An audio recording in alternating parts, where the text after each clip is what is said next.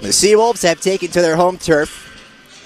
As noted, it's the first time that they've hosted this America East tournament since 2012. From 2013 to 2017, it was in Lowell at LeLasher Park.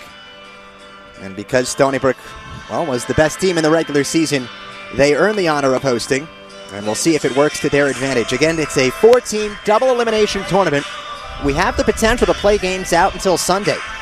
The two winners from today's two games will meet tomorrow at 2:30. The two losers from today's two games will meet at 11 o'clock tomorrow. Of course, the two teams that emerge from Friday will meet Saturday in the championship. As noted, it's double elimination, so if the team that hadn't lost a game loses Saturday, we go to Sunday and a winner go home.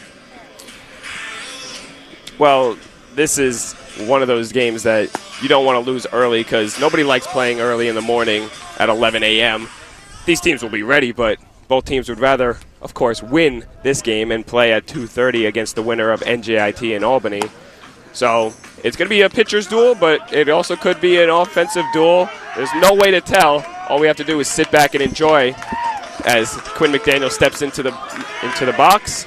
Nick DeGennaro kicking around the dirt out there on the pitcher's mound, and we are set for the top of the first here at Joe Nathan Field. Sit back and enjoy. Slated to be a long day of baseball today on the North Shore of Long Island. Couldn't ask for a better day weather-wise. Not a cloud in sight. The sun shining brightly down on Joe Nathan Field as Quinn McDaniel steps in, righty to the righty, and the first pitch is nipped foul back to the screen. 0-1. Again, the infield for Stony Brook. From left to right, Evan Giordano at the hot corner. Stanton Luther and Brett Paulson up the middle. Chris Hamilton at first. John Ticillo, who might have taken that foul ball off the mask, is the catcher for Nick DeGennaro. 0-1 fastball. At the knees for a called strike two. And it's already an active set of two dugouts. The Black Bears on the third base side. The Seawolves on the first base side. No balls and two strikes. DeGennaro deals. Laced down the left field line. Fox on the move. He can't get there, and this one rolls to the wall. McDaniel coasts into second base. It's a leadoff double. And the Black Bears have their first batter in scoring position. Oh, I was going to say it was a nice start from DeGennaro getting ahead 0-2 on Quinn McDaniel. And that ball, as it was laced into left field, Evan Fox came on, looked like he was about to try and make a play on it, realized he didn't have a play on it, and by that time he realized it was already past him and to the wall. Just seemed to take the wrong angle. First pitch bunt is shown. It's popped up to third. Giordano ties and makes the catch. What a play by Evan Giordano out there at third base. He was playing in. He saw the bunt drawn. Connor Goodman pops it up first pitch to the left side, and a diving play by Evan Giordano, the first team all-conference player for Stony Brook. Makes a beautiful play to get the first out here in the top of the first. Yeah, critical out, and it's only the first out of this 9-inning game. Because if that bunt goes down, McDaniel's at third with only one out. As the left-handed swinging catcher, Ryan Turen, steps in. DeGennaro out of the windup, or rather out of the stretch. And his first pitch fastball low and away for ball one. First ball thrown there from DeGennaro. He's looking a quick pitch. It doesn't look like he's wasting any time there on the pitcher's mound. Turen with a hit in 6 out of the last 8 games. Waved through a changeup to count 1-1. Turen hitting third today with a .297 batting average during the regular season. 5 home runs and 18 runs batted in. McDaniel tiptoes off of second, being held close by Luther. The 1-1 is grounded up the middle. Luther can't grab it. It goes under his glove and slips into center. McDaniel gets the green light, and the Black Bears are on the board. 1-0 Maine. Just 3 batters into the top of the first. That one will most likely go down as a base hit, as you see the Maine dugout come out to celebrate with Quinn McDaniel as they grab the early lead here in the top of the first. Tough play there for Luther over there at shortstop. Right under the glove. It'll most likely go down as a single, like I said. So an RBI single for Ryan Turen, and it's 1-0 already here at Joe Nathan Field. Righty to the lefty, Lawler. Breaking ball. Misses outside, the count 1-0. Lawler, the dangerous hitter here in the Black Bears lineup. They've already shown you anybody could be dangerous. Team that hits .270, second best in the America East. Lawler's hitting .358, third best in the conference. The lefty fouls it off himself. And now a 1-1 count. Lawler's down, and that might have clipped him where it hurts. He's laying on the right side of that batter's box as the trainers come out. The on-deck batter, Joe Bermanti, coming to see if he's all right. He seems he's all right, maybe a little shaken up. But he has not gotten up from laying down on all fours. Now he's on his back, stretching it out a little bit. Well, the left-hander clipped it foul. Definitely got a piece of his body. The only question is which piece. And that is up for the viewers to speculate. Well, no matter where it hit him, you know it hurt. He is still on his back, is Lawler. Hitting cleanup in this game. As noted, .358 batting average, third best in the conference. 7 long balls and 36 runs batted in. And he's still on his backside. Now up onto his rear end, and he'll stay in this game. Yeah, there's no way you're going to take him out of this game after something like that. You're going to have to do a lot more than that to take someone like Sean Lawler out of this game. He got his equipment. He's going to walk it off a little bit. It seems like he got the wind knocked out of him a little bit from wherever that ball hit him. So when you get hit where we think he got hit, the only thing that'll heal that is time.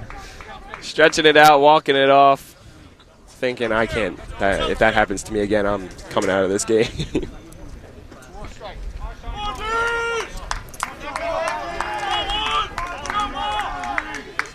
Lawler, the only first-team all-conference player for this Black Bear team, steps back into the box, and he is ready to go. Man on first is Turan. He singled in the run, and the pitch low and in. Scoreboard showing 3 balls and 2 strikes on Lawler, the starting left fielder. If you're just joining us, still in the top of the first inning. A leadoff double by Quinn McDaniel. He was singled home by Ryan Turan. And the Black Bears, the last team in, have the first run against the first-place team, Stony Brook. 2-2. Low and away. Now it's 3-2. On the left fielder, Sean Lawler. As James noted, first-team All-America East. He enters the playoffs at a 16-game hitting streak. And he's got knocks in 23 out of the last 25 games for the Black Bears. Middle playing for 2. The 3-2 pitch. Low and in, ball 4. Well, I guess not. Or I guess not. the scoreboard was wrong again. Now it's ball 3. I thought it was a 1-1 count, and it seemed like they added another ball and another strike onto the scoreboard. After that timeout, it seemed to get a little confusing. I honestly forgot what the count was as well. We were so focused on where that ball hit Lawler, but now it's a full count. We'll do it again. Swing and a miss. DeGennaro wins the battle. A breaking ball out of the zone. Lawler went fishing. Second out of the first inning, and it's up to the first baseman, Joe Bermanti, to try and keep this thing going. Well, that is a huge out there, a huge strike out there for Nick DeGennaro. After falling behind, Seawolves down 1-0 here in the top of the first. Another single by Turan to draw that first run, gets the big hitter in Lawler to strike out. So now 2 outs and just 1 runner on. First pitch fastball nips the outside corner from DeGennaro, and again he works ahead 0-1. Bermanti hitting .283 this season. 5 home runs, 26 runs batted in. Had his 6-game hitting streak snapped last Saturday against the Great Danes. The 0-1 cut fouled over the screen behind home. And DeGennaro working ahead 0-2. So an opportunity really to limit the damage after an inauspicious start for the Stony Brook pitcher that has the 5th best ERA in the conference and an 8-2 record. 0-2. Swing and a miss. Back-to-back Ks by DeGennaro, and he does limit the damage to just 1 run on 2 hits, and he leaves 1 stranded. We played a half inning in Game 1 of the America East 2021 tournament. Stony Brook comes to bat when we return. We send it back into the WUSB studios with Zach Wilson. Thanks, Johnny. So we're here in the studios of WSB for the first time today, and let's get going with our first score update of the day. Let's start with a recap of last night. In the NBA, 3 games in the NBA playoffs were in action, all of them Game 2. 2 first-round games from the Eastern Conference. Your New York Knicks falling behind by 13 at halftime. Derrick Rose coming in to start the third quarter. Part of the big spark for the Knicks to get their first playoff win since 2013. They tied the series with the Atlanta Hawks, 101-92. They'll head to the State Farm Arena in Atlanta on Friday to take on the Hawks in Game 3. Last night, the 76ers looking strong as ever, using defense to the max despite giving up 33 points to Bradley Beal. The Sixers take a 2-0 lead in the series against Washington with a 120-95 win. Also, the Utah Jazz, with Donovan Mitchell making his first playoff start this season, didn't do too much, allowed 47 points to John Morant, but even with that, the Utah Jazz as a whole managed to get back the win and force a tie the series against Memphis, 141 to 129. On the NHL side, a few games in action last night, but we'll talk more about that. But for now, let's head back to Johnny and James at Joe. Thank you so much, Zach. We hop into the home half of the first inning here at Joe Nathan Field. And the Stony Brook Seawolves already trailing 1-0 here in Game 1 of the 2021 America East Baseball Tournament. He's James D'Elia. I'm Johnny Wincott. John LaRocca will lead things off for Stony Brook. He'll be followed by Evan Giordano, who had spent most of the season in that leadoff spot. Chris Hamilton at first base will bat third for Stony Brook. John Ticillo, the catcher, has the cleanup duties. Brad Hipsley at DH, batting fifth. Stanton Luther is the shortstop, batting sixth. Evan Fox is seventh. Cole Durkin in right field is eighth. And rounding out the Stony Brook lineup, the second baseman, Brett Paulson. John LaRocca digs in, and he will go up against the right-hander Nick Cincola. The America East Pitcher of the Year deals home. A breaking ball at the knees, and it's 0-1. Cincola makes his 12th appearance of the season. They've all been starts. 8-3 with a conference best 2.12 earned run average. Goes out of the windup. 0-1. Another breaking ball. This one missed high, 1-1. Wow, Cincola, the America East Player of the Year, also set the single-season record for strikeouts in a season. He's got 128 and counting on the year. We'll see how many he can get today. Yeah, 10 out of his 11 starts, he's had double-digit strikeouts. 1-1. Breaking ball, swing and a miss. Had LaRocca fooled. And he works ahead 1-2. The first 9 starts of the season, Cincola allowed 2 or fewer runs. The last 2 starts, a 5-run effort and a 3-run effort. Here's his 1-2. Climb the ladder with a fastball. LaRocca not buying, the count 2-2. First time it is, or rather in a long time, that he faces Stony Brook. We told you they didn't see each other last year, and they never saw each other in the regular season this year. Maybe for Stony Brook, that's a good thing. 2-2, fisted, fair down the third base line. Goodman's got it by the bag, and his throw pulls the first baseman off. It's Bramante, who had to vacate the bag to keep the ball in front of him. And John LaRocca reaches. We'll see how they score it, but either way, both teams have had their leadoff man aboard. Looks like they're giving it a hit for LaRocca. It was a tough play there for the third baseman Goodman, but in any case, Stony Brook gets the leadoff batter on. And I was going to say, it's an interesting tactic from head coach Matt Sank for Stony Brook to put John LaRocca in that leadoff spot over Giordano, who steps in now, as Giordano, like you said, has been in that leadoff spot all season. So it's worked out so far. We'll see if Stony Brook can capitalize on the early errors. First pitch, Giordano looks at a fastball down the middle, 0-1. Giordano hitting .327 in the regular season. Team leading 7 home runs, 36 runs batted in. Pickoff move to first, not much doing with LaRocca. But Cincola's done his homework. LaRocca 16 feeds on 19 tries. Middle plays for 2. Corners even with the bat, 0-1. Nipped off the end of the bat, fell. Count 0-2. Giordano, one of the 4 first team all-conference, all-America East Conference players for Stony Brook. The first 4 batters are all-conference. John LaRocca, second team all-conference. The 3 following are all first team. No balls and 2 strikes. Cincola out of the stretch, 0-2. Climbs the ladder. Giordano not buying. The count 1 ball and 2 strikes. But for as good of a season as it's been for Giordano, just 1 multi-hit game in the month of May, and it came on May 1st. Top 10 batting average in the conference. 3 Seawolves that hit over 300. Here's the 1-2. LaRocca's on the move. Pitches swung on and missed, but it's bobbled by the catcher Tourette, and that will allow LaRocca safely to second. So they trade the strikeout for the bag. Giordano goes down swinging, and in comes the lefty Chris Hamilton. It's just as good as a bunt, a sacrifice bunt there for Giordano, technically. You get a runner on second here after the swing and miss, bringing up another premier player in Chris Hamilton. 17th stolen base of the season for LaRocca. You talk about a talented player like Hamilton. He thrived in this situation in 2019. Named the tournament's most outstanding player. Righty to the lefty. Hamilton takes a strike, 0-1. Bit of a delayed strike call at home plate today. Bill Fisher calling the balls and strikes. Paul McColgan is at first. And John Epperson at third. Maine leading Stony Brook 1-0. Bottom of the first inning here at Joe Nathan Field. First game of the 2021 America East Baseball Tournament. Cincola deals home an 0-1. Fastball high, the count 1-1 on the first baseman Hamilton. Now this is what I think is going to be one of the most crucial matchups, the righty-lefty matchup. You have the righty-righty matchup in Giordano and Cincola, but the righty-lefty matchup in Cincola and Chris Hamilton, the lefty batter, that's going to come crucial towards the end of this game.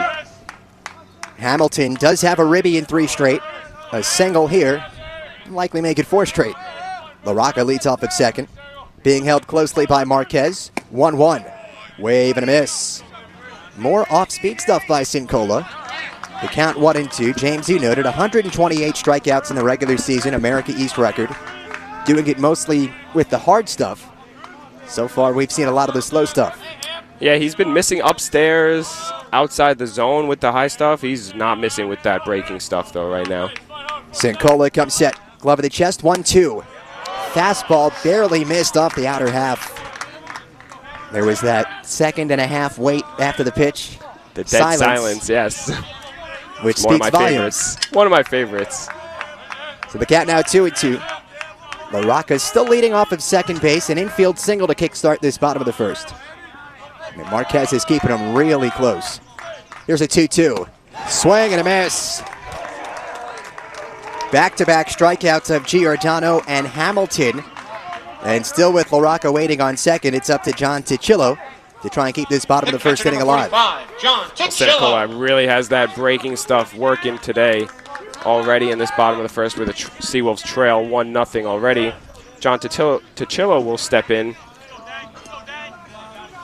to try and bring home John LaRocca from second. Ticillo, one of those 4 Stony Brook players to make first team All-America East. 250, 6 long balls.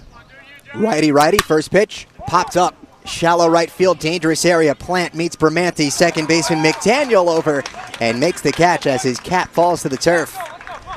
No harm done for the Black Bears despite the leadoff single from LaRocca. He's left on. We've played one in game 1. It's 1-0 Maine over Stony Brook. We send it back into the WUSB studios with Zach Wilson. Thanks, Johnny. So, we're back in the studios once more at WSB. In the last break, I told you about recapping the scores from last night in the NBA. Let's talk about tonight coming up. First game at 7:30 tonight. The Milwaukee Bucks up 2-0 against Miami. Will be going down to Miami this time tonight, taking on the Heat in Game 3. Then at 10 p.m., with the series all tied up at 1, the Los Angeles Lakers, led by LeBron James, hosting Devin Booker and the Phoenix Suns at the Staples Center. And then at 10:30, you get the Portland Trail Blazers, who are tied up at 1 with the Denver Nuggets. Will be hosting them at the Moda Center in Oregon tonight at 10:30. On the MLB side, we have some games in action tonight. The first 2 will be the Mets hosting the Rockies after their game last night was postponed due to weather. Marcus Stroman taking game 1 of the doubleheader against German Marquez. Also at 12:10 down in Miami, you got the Marlins hosting the Phillies. Pablo Lopez starting against Spencer Howard. Game 2 between the Mets and the Rockies will be later today. It will be at 3:10 when Joey Lucchesi taking on Antonio Santella. And 4:05 today, beginning of a doubleheader between the Yankees and the Blue Jays. That game was also postponed last night to the weather. Domingo Germán on for Game 1. And for Game 2, Jordan Montgomery. Back to Joe Nathan Field.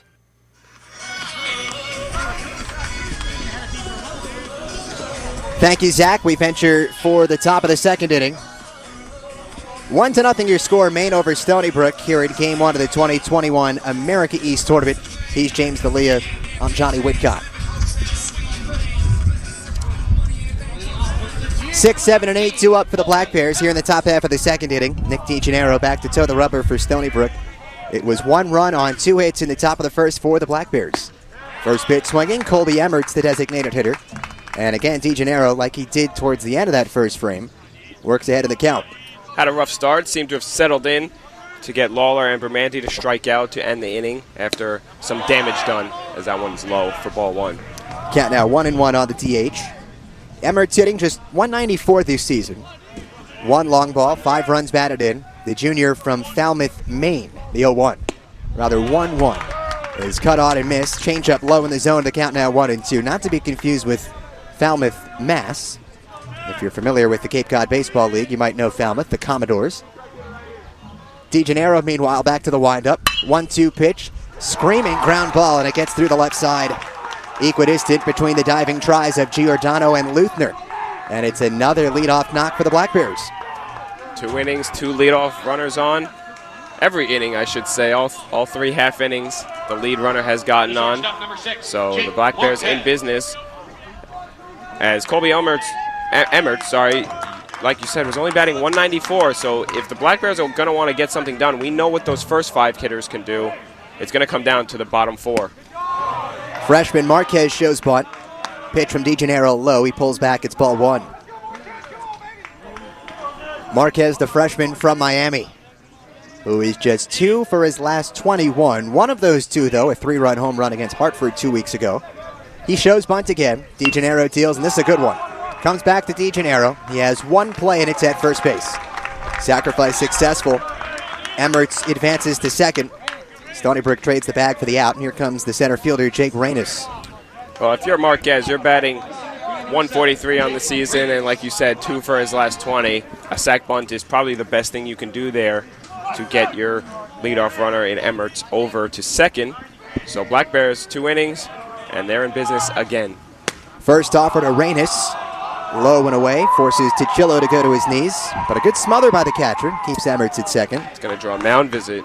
Tichillo didn't like what he's seeing from DeGennaro on that pitch right there. And while Tichillo doesn't like what he sees, clearly the Maine Black Bears bench does like what they see. Some loud Black Bear roars out there on the left side, left dugout. And for good reason. Again, they're the last team into this 4-team field. Stony Brook was the first team in, and the reason why we're playing here is because they were the best team in the conference. 1-0, big wave and a miss. Reynes out of his shoes and out of the batter's box. Almost spun around, fell over on his rear end there, swinging that hard, trying to bring in Emmert from second. I don't know if I'd consider that a healthy cut or maybe an unhealthy cut. Either way, the count 1-1. Emmert's off at second, being held close there. Swing and a miss on the 1-1 breaking ball. And again, DeGennaro works ahead 1-2. That one less powerful. All strikes go down as the same. No swing, no harder swing counts more than another one. Righty. DeGennaro sets 1-2. Swing and a miss. Another breaking ball. This one spiked off of home plate. Tichillo applies the tag as Reynes looks skyward in disbelief. And that brings up the right fielder, Colin Plant. Yeah, Reynes was fooled there after falling behind on that first hard cut. 2 balls in the dirt, basically, got Reynes to swing. So 3 strikeouts now for DeGennaro, looking to end this inning without giving up a run. Plant, a left-handed swinging right fielder. DeGennaro's first pitch is a hard fastball, but missed off the outside corner. Ball 1. Inning started with an Emmert single. He was bunted over to second by Marquez. And after the Reynes strikeout, now 1 on and 2 gone for the number 9 hitter Plant. 1-0 pitch. Swing and a miss. Fastball at the knees. Count evens up 1-1. Good stuff there from DeGennaro. If you're the Stony Brook Seawolves and DeGennaro, you really want to get out of this inning before going back to the top of the lineup in Quinn McDaniel, who already has a double and came around to score back in the first. 1-1 pitch. Bunt is shown and laid down in front of home plate. DeGennaro, he has it, throws to first, and it's in time. Interesting maneuver by the number 9 hitter, Colin Plant, with 2 outs. Decides to lay one down and test the pitcher, and DeGennaro is up to the task. No runs, 1 hit, 1 left stranded. We go to the bottom of the second inning in a 1-0 game, Maine over Stony Brook. But before we do, we head back into the WUSB studios with Zach Wilson. And back into the studios of WUSB, let's find out more scores. We got college baseball besides the game you're listening to. As Johnny and James said a little while ago, at 2:30 after this game, UAlbany and NJIT at Joe Nathan Field taking on the winner of the game you're listening to right now. Winner of that game takes on the winner of the game you're listening to right now.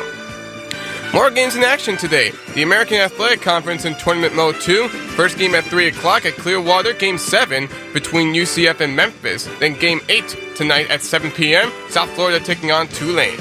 In the Atlantic 10, beginning of the Atlantic 10 tournament in Richmond, VCU taking on St. Joseph's at noon. At 3:30, Dayton taking on Rhode Island at 7 p.m. The loser of both the first two games will be facing each other. In the ACC, you get games 7, 8, and 9 coming up just in a matter of minutes. Duke taking on Miami at 3 p.m. Georgia Tech taking on Louisville. And at 7 p.m., it's Pittsburgh taking on 16th ranked NC State. Let's check top 25. 22nd ranked Charlotte trailing Florida Atlantic 6-2 in Game 5 of the Conference USA tournament. And atop the third, 4th ranked Tennessee with an early 4-0 lead on 8th ranked Mississippi State in Game 9 of the SEC tournament. Then at 1:30 later today, 2nd ranked Texas taking on Oklahoma in Game 7 of the Big 12 tournament. Let's head back to Joe Nathan Field. We hop on into the bottom half of the second inning here at Joe Nathan Field. Maine 1, Stony Brook 0. Game 1 of the 2021 America East Baseball Tournament. It's the top-seeded Seawolves and the 4th-seeded Black Bears. First pitch from Nick Sitacola. There's a fastball right down the pipe, 0-1. Glad you're with us on the North Shore of Long Island. He's James D'Elia. I'm Jonny Wincott. Brad Hipsley, the left-handed swinging DH in the box for Stony Brook. 5, 6, and 7 due up. 0-1. Nipped foul, as you can hear it. Right back into the screen behind home. We've got our our microphone in a rather good spot, I'd say. Doesn't seem like it's in any dangerous position right here. But we're living and we're learning from the last time. Yeah, so we've seen stranger things happen with that mic. No balls and 2 strikes, pitch home. Fastball high, Hipsley not buying. Got 1 ball and 2 strikes. Stony Brook had the leadoff man aboard in the bottom half of the first inning on a John LaRocca infield single. But Sinicola retired Giordano, Hamilton, and Ticillo. Ball and 2 strikes. Sinicola out of the windup. Here's the pitch. Fly ball down the left field line. Could be a tough play. Lawler on the move towards the line, and the left fielder has it snug. 4 in a row set down by Sinicola, and that brings up Stanton Luther. The shortstop, number 13. Luther coming in with 1 out here, nobody on. Batting .263 on the year, making his 32nd start of the year. Interesting by Matt Senk to put in Brad Hipsley. We saw a lot of Hipsley in 2020 before the season was canceled. But not a lot here in 2021 as Hipsley was just making his 10th start of the year as Luther swings and misses for strike 1. And that's been a key so far for Sinicola. We're only 6 batters into the contest. First pitch strikes. That'll make a happy pitching coach. And he's working quickly. Right back out of the windup, 0-1. Barely missed off the outer edge. Good breaking stuff from Sinicola. Count 1-1 now on Luther, the shortstop. Luther had his 9-game hitting streak snapped last weekend in Binghamton at Nice Egg Stadium. 1-1. Swing and a miss. Sinicola again ahead, 1 ball and 2 strikes. Well, Stony Brook likes to hit the fastballs, the heat, the high heat. They struggle with the breaking balls sometimes, and you can tell that Sinicola is going to keep going back to it if it's working for him. 1-2 from the righty. Fastball high, 2 balls and 2 strikes. Sinicola had 2 strikeouts in the first inning, now 130 this season. It's a Maine Black Bears single-season record and an America East Conference single-season record, and he did just 11 starts. His 2-2. Check swing, no go. Pitch was low and away. And a good A-B here by Luther. The count fills at 3 balls and 2 strikes. Well, it's a great job by Luther. If Stony Brook wants to get some work against Sinicola, they're going to have to lay off those breaking balls outside the zone and hit the ones that are in the zone and the fastballs in the zone. Payoff pitch. In there, strike 3 called. Luther had taken a hop toward first base thinking he had earned the walk. Instead, it's strikeout 131 for Sinicola. It's the second out of the second, and here comes Evan Fox. Well, that was a breaking ball, but it was in the zone. It seemed like Luther was going to take all the way on that. It seemed like he was going to make a hop step to first no matter what kind of pitch was thrown to him. So, didn't work for him there. 2 out, nobody on. Evan Fox, the freshman, steps in. Righty. First offer from Sinicola. Chop foul down the third baseline. Got 0-1, and again, it's a first pitch strike from the America East Pitcher of the Year in Nick Sinicola. A lot of scouts in attendance today. You'd have to think maybe for the man on the mound. Yeah, absolutely. The 0-1 is flipped foul into the netting now, 0-2. And with the numbers that Sinicola has put up this season, you'd be shocked to not hear his name called for the Major League Baseball draft forthcoming. Plenty of radar guns to our right and behind us. Radar guns, clipboards, all the good stuff you want to see here for Sinicola. Here comes his 0-2 offer. In the dirt. Good spear by Turen, even with nobody on base. Old habits dying hard for the catchers. Count 1-2 strikes. And talk about being drafted and trying to make a career out of it. His head coach would know something about it, Nick Turba, who spent a good deal of time in the St. Louis Cardinals organization. Sinicola will try again. 1-2. Ripped left field line. Fair ball.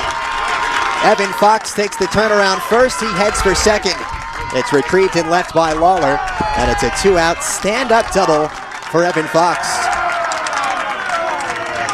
Great piece of hitting there from Evan Fox. Down in the count, gets a high fastball, and rips it over the third baseman Goodman's head down the line. Probably could have made it into third with a little bobble out there in left field, but Evan Fox will take the 2-bagger, bring up Dirk, and hopefully tie this game up as the Seawolves still trail 1-0.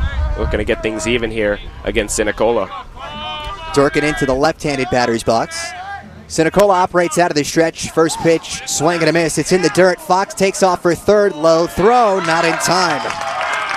A little bit of bad news Bears baseball going on there. Durkin hacked at a pitch that was a 55-footer. That allowed Fox to take off for third, but the ball didn't get too far away from Turen. His throw was just low and didn't have much on it. Well, when you see someone swing and miss that poorly, you had to imagine that the hit and run was on. However, he was nowhere near hitting that pitch. Fox was running on no matter what. That ball in the dirt. Luckily, a bad throw from Turen spiked it, allowing Fox to get to third. 0-1 to Durkin. Is a called strike 2. More off-speed stuff from Sinicola. This one on the outer half to the lefty. No balls and 2 strikes. For Fox, by the way, his 21st stolen base of the season. That is the team lead for Stony Brook. He's less than 90 feet away, representing the tying run here in the bottom of the second. No balls and 2 strikes on Durkin. Sinicola sets. 0-2. Pop foul. Off the pole, that protects us. I'm not sure where that baseball went, but the count's 0-2. Didn't really want to look up and get the sun in my eyes, but we can only imagine. Went behind us after hitting that pole. So we'll do it again. Sinicola has the sign from Turen. He's ready. Another 0-2. Swing and a miss, strike 3. It's the 4th strikeout in 2 innings for Sinicola, and he escapes unharmed. No runs on 1 hit, 1 left. We played 2 at Joe Nathan Field. Maine 1. Stony Brook 0. We head back to Zach Wilson in the 90.1 FM WUSB Stony Brook studios. And back in the studios of WUSB, let's find out more college baseball scores. 1:30 today, 24th ranked Old Dominion Game 7 of the Conference USA Tournament, taking on Middle Tennessee State. 2 p.m. Game 10 between 12th ranked Ole Miss and Georgia in the SEC Tournament. At 5 p.m., Big Top 15 battle in Game 8 of the Big 12 Tournament in Oklahoma City. 15th ranked TCU taking on 5th ranked Texas Tech. At 5:30 in Game 11 of the SEC Tournament, 13th ranked Florida taking on Alabama. In softball, we only got 2 games going on today. One, the Baton Rouge Super Regional at 7 p.m. between 9th ranked LSU and 8th ranked Florida State. Then at 9 p.m., the LA Super Regional. 2nd ranked UCLA taking on 20th ranked Virginia Tech. UMBC, the America East champions in the softball, fell in their first 2 games of the tournament to Arizona and Villanova. Their season is over. In the NHL, we had games yesterday. Your local New York Islanders making a shock on the Pittsburgh Penguins. They win the series 4-2 with a 5-3 win in Game 6. They'll take on the Boston Bruins in a to-be-announced date. Also, you had the Tampa Bay Lightning moving on from round 1 as they defeat the Florida Panthers 4-2 with a 4-0 win last night. Minnesota Wild forces Game 7 after they defeat Vegas 3-0. Let's head back to JNF.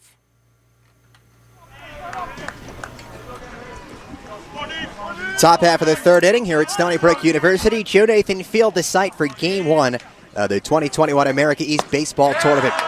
We kick off this top of the third with a swinging strike from Quinn McDaniel. The leadoff batter for the Black Bears up against the right-handed slinger Nick DeGennaro. Black Bears leading 1-0. The lone tally came through in the top half of the first.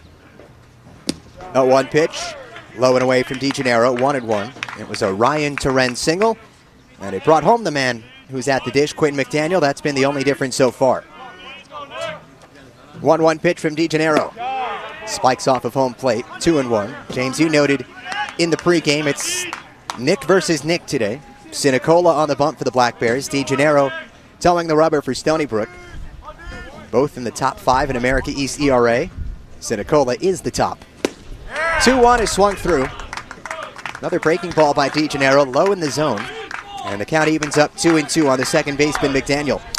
Well, Sinicola with one batter to go in the first time around through the lineup already settled them down. DeGennaro has given up 1 run, so he'll look to change things up the second time through this lineup. The 2-2 is ball 3.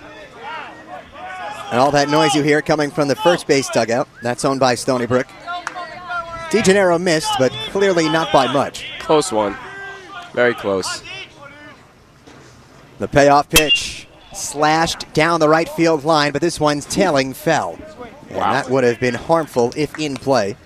And a good piece of hitting by McDaniel on a 3-2 pitch. We'll do it again in a moment. The power this kid has. Quinn McDaniel looking like he was just protecting there.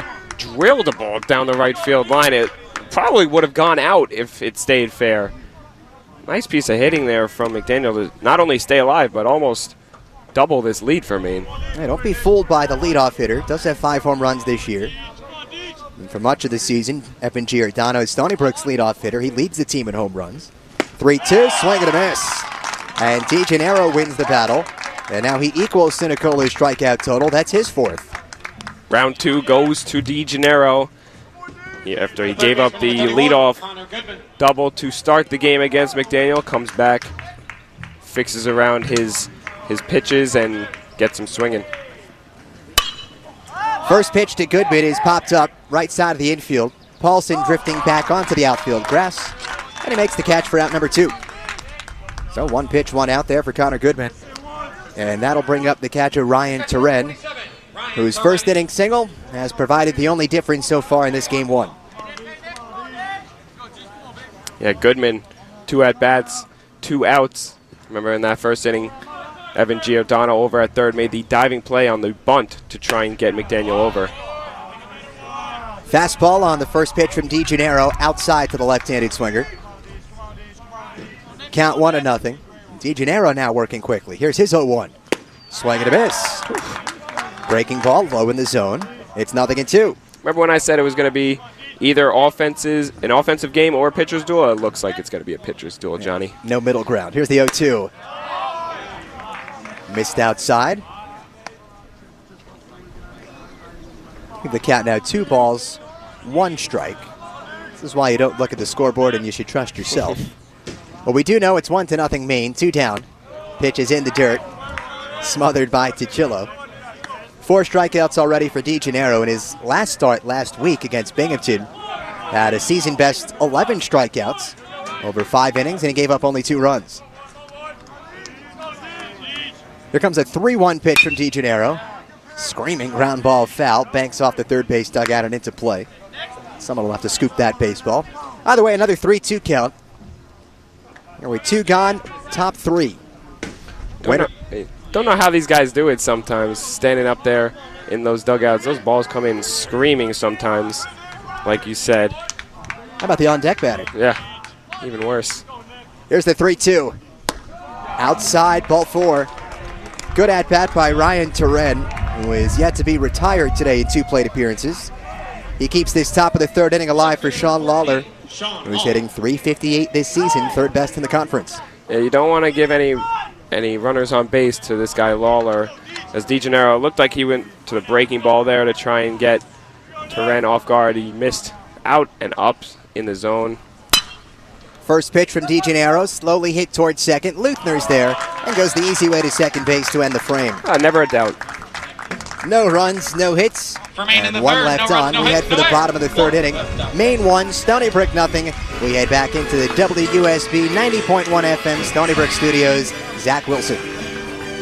And back in the studios of WSB, thank you once again, Johnny. Let's find some more scores and updates to look at. We talked about the NHL yesterday. Let's look into what we got going today. A couple of games tonight. Starting with the first one at 7 p.m., the Toronto Maple Leafs Sans John Tavares have a 3-1 lead right now in round 1 against Montreal, and they can clinch the series tonight at Scotiabank Arena against the Canadiens as they lead 3-1. At 9:30 after that, you get the Nashville Predators taking on the Carolina Hurricanes. Predators are on the verge of elimination as Carolina's up 3-2, but with Nashville at home, they have a chance to force Game 7. They'll have to work their way against Sebastian Aho. Meanwhile, let's see what we got else going on here. Let's get back to our baseball. We got more games to talk about. A game that was suspended last night due to weather, the Washington Nationals and the Cincinnati Reds, while they were through the 4th inning, Nationals were up 3-0. That game will resume at National Park, where they left off, starting at 2:05 p.m. Along with that, you got more games up later today. Talked to you before about the locals. Let's talk more about other games in action. Pirates and Cubs at 12:35 in Pittsburgh. The Tigers hosting Cleveland. The Brewers hosting the Padres at 1. The Rays hosting the Royals at 3:10. And you also get the Cincinnati Reds and the Nationals for Game 2. Let's go back.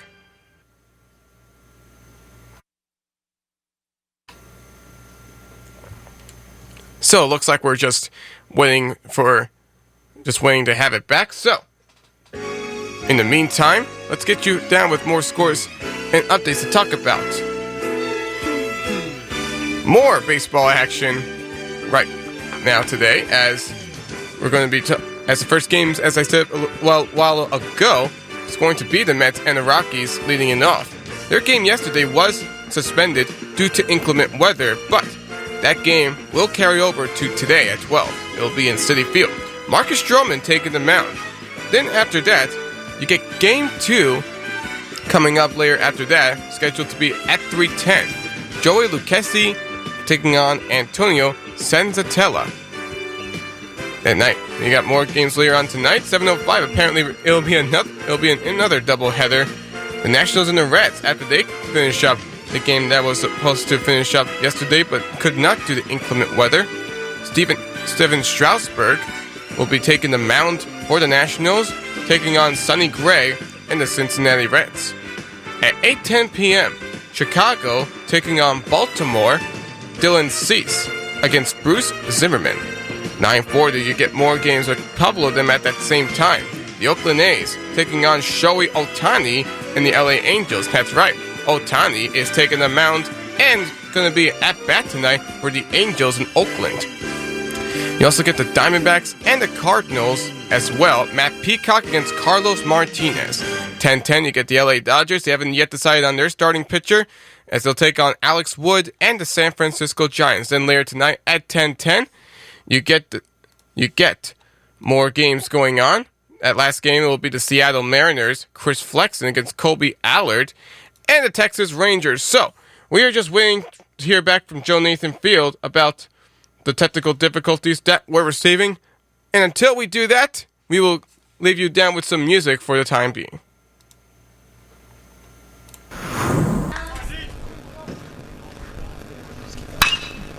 Three-two is flowing into center field. That one is deep. Baraka is there and makes the catch on the warning track. So a deep fly out for Joe Bramante. Gets the first out here in the top of the 4th. The DH number 17, Colby Emmert.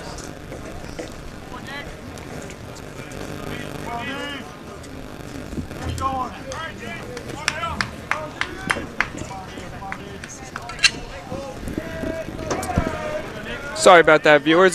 Technical difficulties. We are here in the top of the 4th inning. One out here for Nick DeGennaro as he got Joe Bramante to fly to center, and that'll bring up the DH Colby Emmert. James DeLeo alongside Jonny Wincott here. Game 1 of this America East tournament. Stony Brook trailing Maine 1-0 as Emmert steps in. Singled his first time up in the 2nd inning. And it's a 1-1 count here. One out, nobody on. 1-0 Maine as that pitch is in the dirt for ball 2. Glad to have you back, Johnny. Good thing you were able to fix those technical difficulties. Hopefully it doesn't happen again, as we got a 2-1 count here to Emmert. That one is swung on and fouled back. Well, what's a radio broadcast without a little bit of rewiring and some tinkering going on? So get it out early, rather now than, bottom 9, 2 outs, bases loaded. 1-0 game. Nothing too crazy here at Jonny Field, home of the Seawolves, home of the America East tournament. Does have a playoff feel. It's moving quick. 2-2 is swung on and missed. Strike 3. Nick DeGennaro gets his 5th strikeout of the day. 2 outs, nobody on here for Jake Marquez. Marquez in that bottom half of the third on defense made the short hop play on Brett Paulson's liner. Threw it a little higher, but his first baseman Joe Bramante was able to make the play as that one was in for a strike. Nick DeGennaro wasting no time as that one's in the dirt for ball 1. Marquez's first time up sacrificed the man before him, Colby Emmert, over to second, who did not come around to score after Nick DeGennaro retired the next 2 batters. 1-1 in the dirt, ball 2. DeGennaro liking that path right there in front of home plate right now. Worked for him so far. Wasting no time, here's the 2-1. Chopped foul, left side into the protected netting. DeGennaro gets ahead, 2-2. 5 strikeouts for DeGennaro, 4 for his opponent, Nick Sinicola. And here's the 2-2 upstairs for ball 3. So my prediction for today is that whichever pitcher comes out of this game first, if they do at all, the other team will be able to take advantage. Because it doesn't seem like much are doing against these two, as that one is fouled off again. Nice battle here from Marquez and DeGennaro. For a second, I thought you were going to say, my prediction here is whichever team has more runs at the end of the game. That is how baseball works. Now, going off of your point, though, I think that initial top of the first inning run, the only one we've had so far, it's going to prove to be a pretty big run in a game where you've got 2 really good pitchers. Here's the 3-2 in the dirt, ball 4. Marquez wins that battle. So the Black Bears get a 2-out base runner, and that'll bring up the 8-hitter, Jake Reynes. They've had some impressive at-bats in just the first 3+ innings here at Jonathan Field, have the Maine Black Bears. And we noted coming into this game, they hit .270, second only to Stony Brook in the conference, but they've drawn now 2 2-out walks. They've done some sacrifice bunting. As that one is shown bunt, but pulled back by Reynes for strike 1. We've already seen 1 2-out bunt attempt, and it proved fruitless. Reynes struck out back in the second inning to give DeGennaro his 3rd strikeout of the day. He has 5 total as a throw-over. And Marquez gets back in safely. So it really came down to which pitcher was able to settle in better. I wouldn't say more, because both have settled in right now, as that one is fouled back. Both pitchers have settled down, but whichever one was able to come out with a good start, and that proved to be Sinicola, as it proves by the scoreboard. Maine able to tack on a run in that top of the first, and that's where we stand right now, 1-0. 0-2, runner on first, here it comes. That one's drilled into center field for a base hit. LaRocca picks it up on a 2-hopper. And the Black Bears have a 2-out rally going here in the top of the 4th with the 9-hitter Colin Plant coming up. How about this bottom of the lineup trying to generate something for the Black Bears? 6-hitter, 7-hitter, 8-hitter, 9-hitter. Emmert, Marquez, Reynes, Plant have either been on base or have had a productive out, and that means a sacrifice bunt essentially. But the point being, it's the bottom of the lineup that's doing some things, and it's now forcing a mound visit for Stony Brook, and the entire infield will join on the rubber with Nick DeGennaro. Well, I did mention earlier that we know with these first 5 hitters, McDaniel, Goodman, Turen, Lawler, Bramante, we know what they can do. It's going to come down to the 6, 7, 8, and 9 hitters in Emmert, Marquez, Reynes, Plant. Not the best batting averages on the team other than Reynes batting .258, but it's going to come down to those guys when you're into the trenches here and against a pitcher who's been going for a while, you need your bottom of the lineup to come through with runners on. And they've seemed to have done that so far. 2 runners on, 2 outs. Marquez on second, Reynes on first. Plant at the plate. It's a tongue twister right there for you. Plant at the plate. He'll look to drive in his runners on. Here's the first pitch from DeGennaro. In there for a strike. As we see the NJIT Highlanders joining us right behind us here at Joe Nathan Field. Doing a little scouting of their own. Here's the 0-1. Swung on and missed, strike 2. DeGennaro making quick work. Quickly ahead 0-2 on Plant. Obviously a big at-bat, regardless of circumstance, but it being the number 9 hitter, you want to go after him for DeGennaro. Don't want to have to see McDaniel and then the meat of the lineup. Top of the lineup would be next. Here's the 0-2. In the dirt. Nice stop there from Tuccillo to prevent the runners from advancing. And we'll do it again. Plant, one of those hitters. Not the best batting average on the team, coming in just 157 on the year. No home runs, 5 RBIs for the right fielder. Here's the 1-2. Swung on and missed in the dirt. Tuccillo picks it up, throws on to first, and that will do it for the top of the 4th.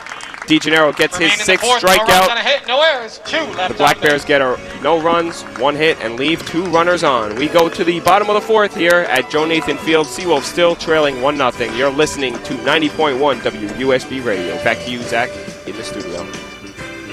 Thanks, James. So we return to the studios of WUSB after talking a lot about baseball before that technical difficulties. Let's get you some more scores and updates with college baseball. In the CAA, we got some games going on today, and as I get to them, we got in the top of the 4th inning right now in Game 3 between William & Mary and Towson. It's William & Mary, the Tribe, up 2-0 over the Tigers. Later at 3 p.m. today, you got Charleston taking on Northeastern in Game 4. And then Game 5 tonight at 7 p.m., UNC Wilmington and Elon. The entire CAA tournament hosted by UNC Wilmington. In Conference USA, they got their tournament games today. In Game 5 right now, Florida Atlantic was a surprising 9-2 lead against 22nd-ranked Charlotte 9-2. At 1:30, 24th-ranked Old Dominion taking on Middle Tennessee in Game 7.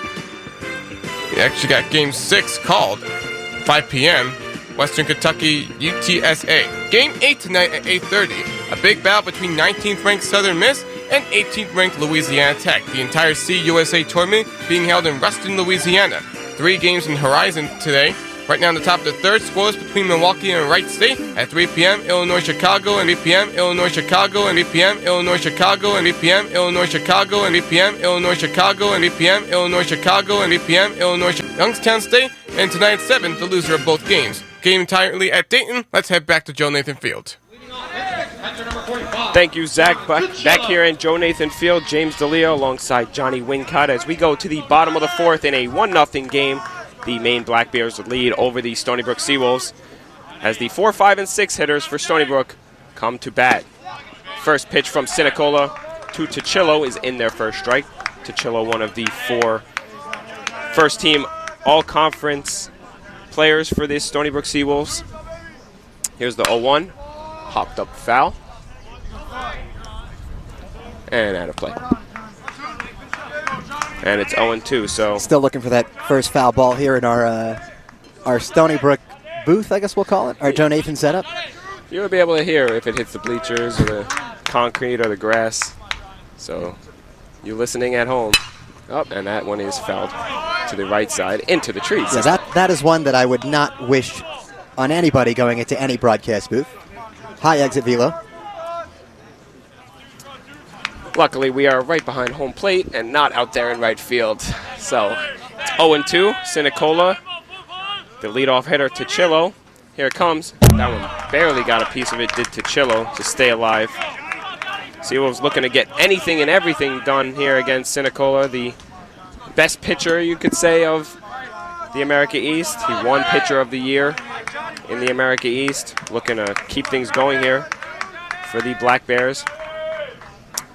Here comes the 0-2 again, upstairs. As a win here for Maine would definitely go down as an upset for the Black Bears against the Seawolves.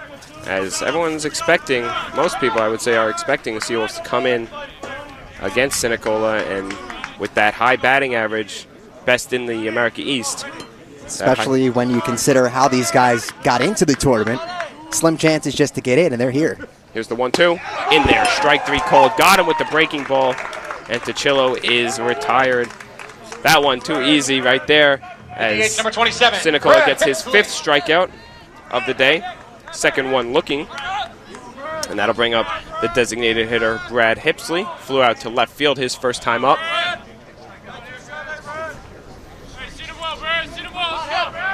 So 1 out, nobody on. Here's the first pitch to Hipsley. Swung on and missed. Sinicola looks like he's settled in here in the bottom of the 4th. Maine still leads 1-0 on 4 hits.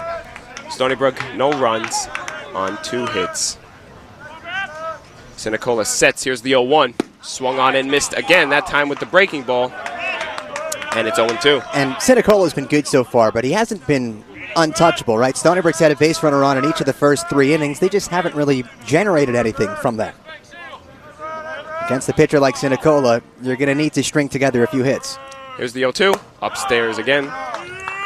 Sinicola seems to be missing with those upstairs fastballs when he doesn't want to. It seems like he wants to get like around the head area, around the neck and shoulders area, but he's reaching a little bit higher than the helmet on some of those pitches.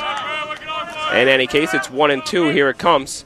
That one just got a piece of it. Did Hipsley to stay alive. 1-2.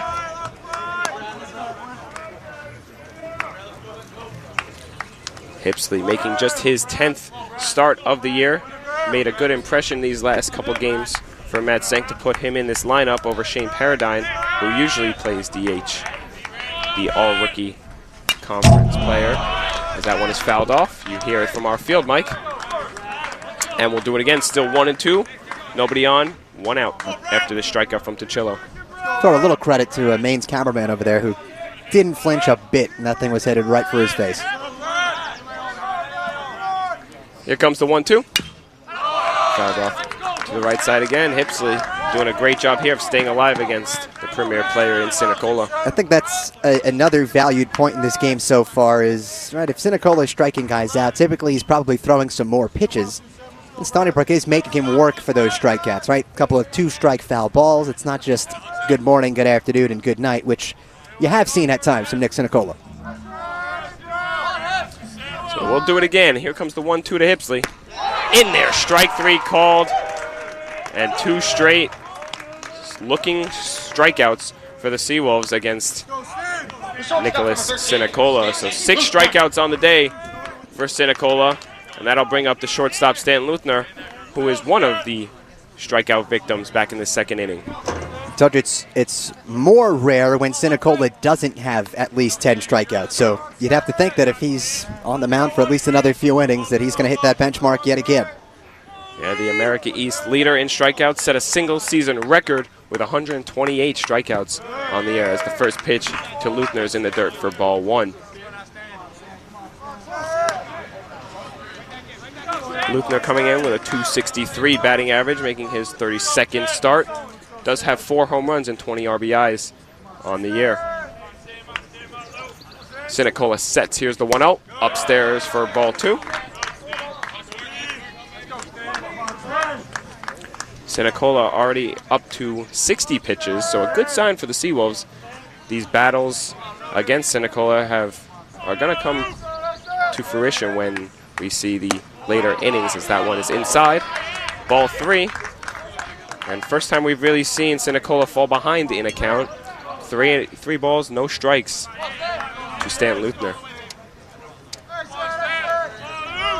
Sinicola steps, and that one is inside, ball 4. So a 4-pitch walk for Stanton Luther, as Sinicola couldn't find his spot, and that will definitely draw a mound visit The left fielder, number 7, by the Black Bears. Strange note in this game, 4 walks combined, and all 4 have come with 2 outs, 2 for each team.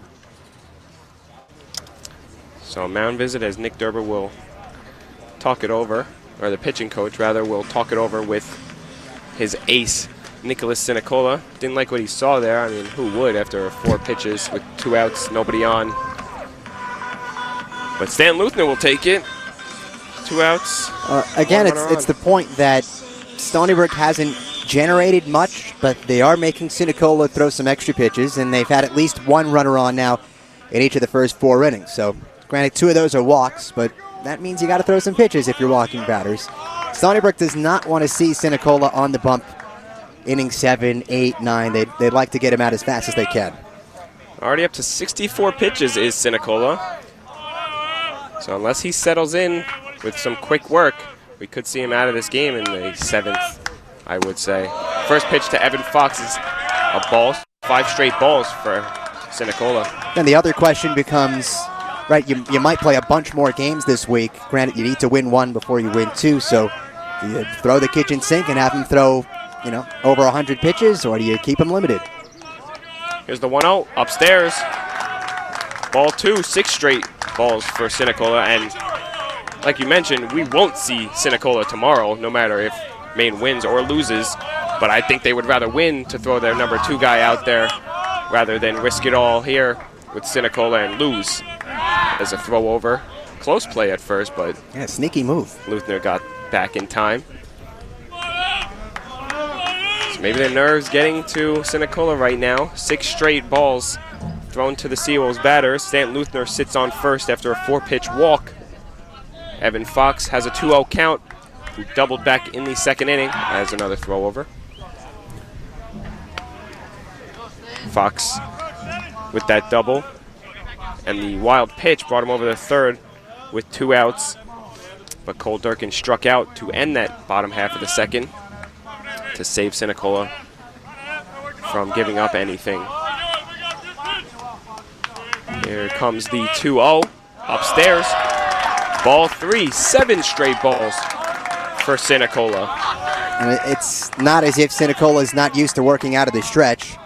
He has not allowed a base runner today when working out of the stretch. And he's worked out of the stretch in every inning. Seawolves not having a swing to get some business here with 2 outs. And that one's inside. And it clipped him, it looks like. So Sinicola, 8 straight balls, 2 straight 4-pitch walks, as that one will go down as an hit by pitch, but it would have been a ball. So 2 outs, 2 runners on. That'll bring up Cole Durkin.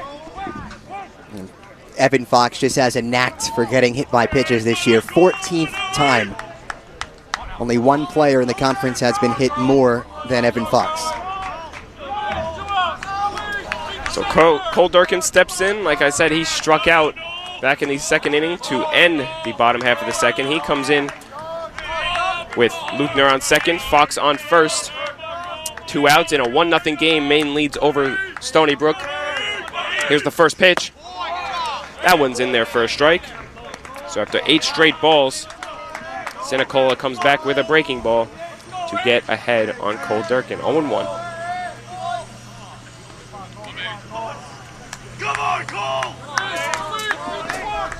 Sinicola ready. The America East pitcher of the year throws another breaking ball in there for a strike. Just like that, it's 0-2. So after falling behind on the last 2 batters, 4 straight balls to both of them, he gets ahead on Cole Durkin, 0-2, and Cole Durkin's probably thinking, why me, man? It's got to be someone. 0-2, 2 outs, 2 runners on. Here it comes. Pitchers go, runners go, and that ball is in there.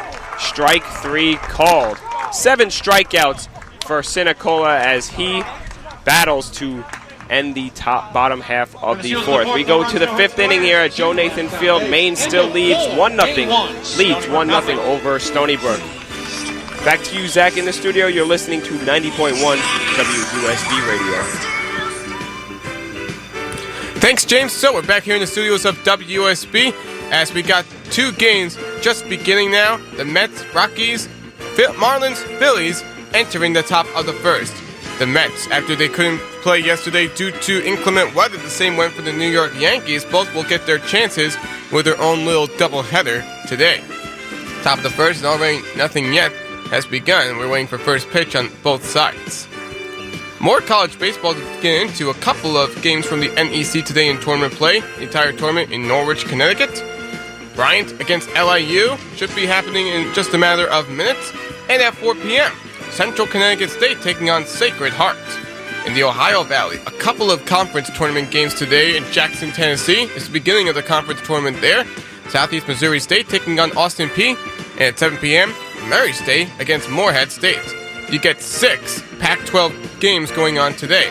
Washington State versus Washington, USC versus Utah, 9th-ranked Stanford against Oregon State, 21st-ranked Arizona State against UCLA, 10th-ranked Oregon against California, and 6th-ranked Arizona in a non-conference game they're taking on Dixie. Couple of Patriot League tournament games today, Lehigh against Army at noon, and it'll be again at 3:30, if necessary. Let's go back to Joe Nathan Field. Thank you, Zach. Back here at Joe Nathan Field. Maine leads 1-0 over Stony Brook here in Game 1 of this America East tournament. James D'Elia alongside Jonny Wincott. As we go back to the top of the lineup for the Maine Black Bears, Quinn McDaniel steps in and takes a strike from Nick DeGennaro in his 5th inning of work. Here comes that 0-1. That one's drilled into the left center field gap. That one is deep, and that one is gone. Quinn McDaniel with a solo home run to double this Maine Black Bear lead. It's 2-0. Well, what did we say earlier about doubting the leadoff man, about having power, not hitting home runs? That's his 6th of the season, and almost equally as important for Stony Brook as the Maine bench pours out of the third base dugout. Almost equally as important for Stony Brook. We talked about that's why it was important for DeGennaro to get Plant in the 4th inning, because you didn't want to face McDaniel with runners on. So 1 run will do better than just 3. So that'll bring up Connor Goodman. Shows bunt, draws back, and it's a strike. So a 2-0 game here at Joe Nathan Field. Stony Brook trails as that one by Goodman is fouled off. Quinn McDaniel with that home run brings his RBI count up to 20 on the year. Like Johnny said, his 6th home run. So Goodman 0 for 2 as that pitch is upstairs. He bunted back in the 1st inning trying to get McDaniel over, and a nice play from Giordano at 3rd to get the out, and he popped up to second his second time up as that one is lined to Hamilton on the right side. Easy play, and that's the first out here in the top of the 5th. So just 1 man has touched home plate in this game, and his name is Quinn McDaniel. Scored in the 1st inning on the Turenne single, and then tattooed that one over the left center field wall. Yeah, I mean, you knew that one off the bat. It was deep, and it was going to be at least a 2-bagger, and had enough power to get it over the wall. As the first pitch to Ryan Turenne, the catcher is in there for a strike. Breaking ball from DeGennaro to get ahead. 0-1. DeGennaro wasting no time. Here's the 0-1, popped up to the left side. Stanton Luther calls off his 3rd baseman, Evan Giordano, to make the catch. And now there are 2 outs here in the top of the 5th. Still a 2-0 game. Maine leads over Stony Brook after a home run from Quinn McDaniel. So 2 outs, nobody on. That'll bring up the premier player, Sean Lawler, the only first-team All-America East Conference player for this Black Bear team, other than their ace pitcher, Nicholas Sinicola. And we're trained. We've heralded the pitching in this game and the pace. It's been kind of a pitcher's duel. We have not had a 1-2-3 inning yet. Here's the 1-0 in the dirt again for ball 2. A base runner, and either way to say that, a base runner has reached in each and every half inning so far for both Stony Brook and Maine.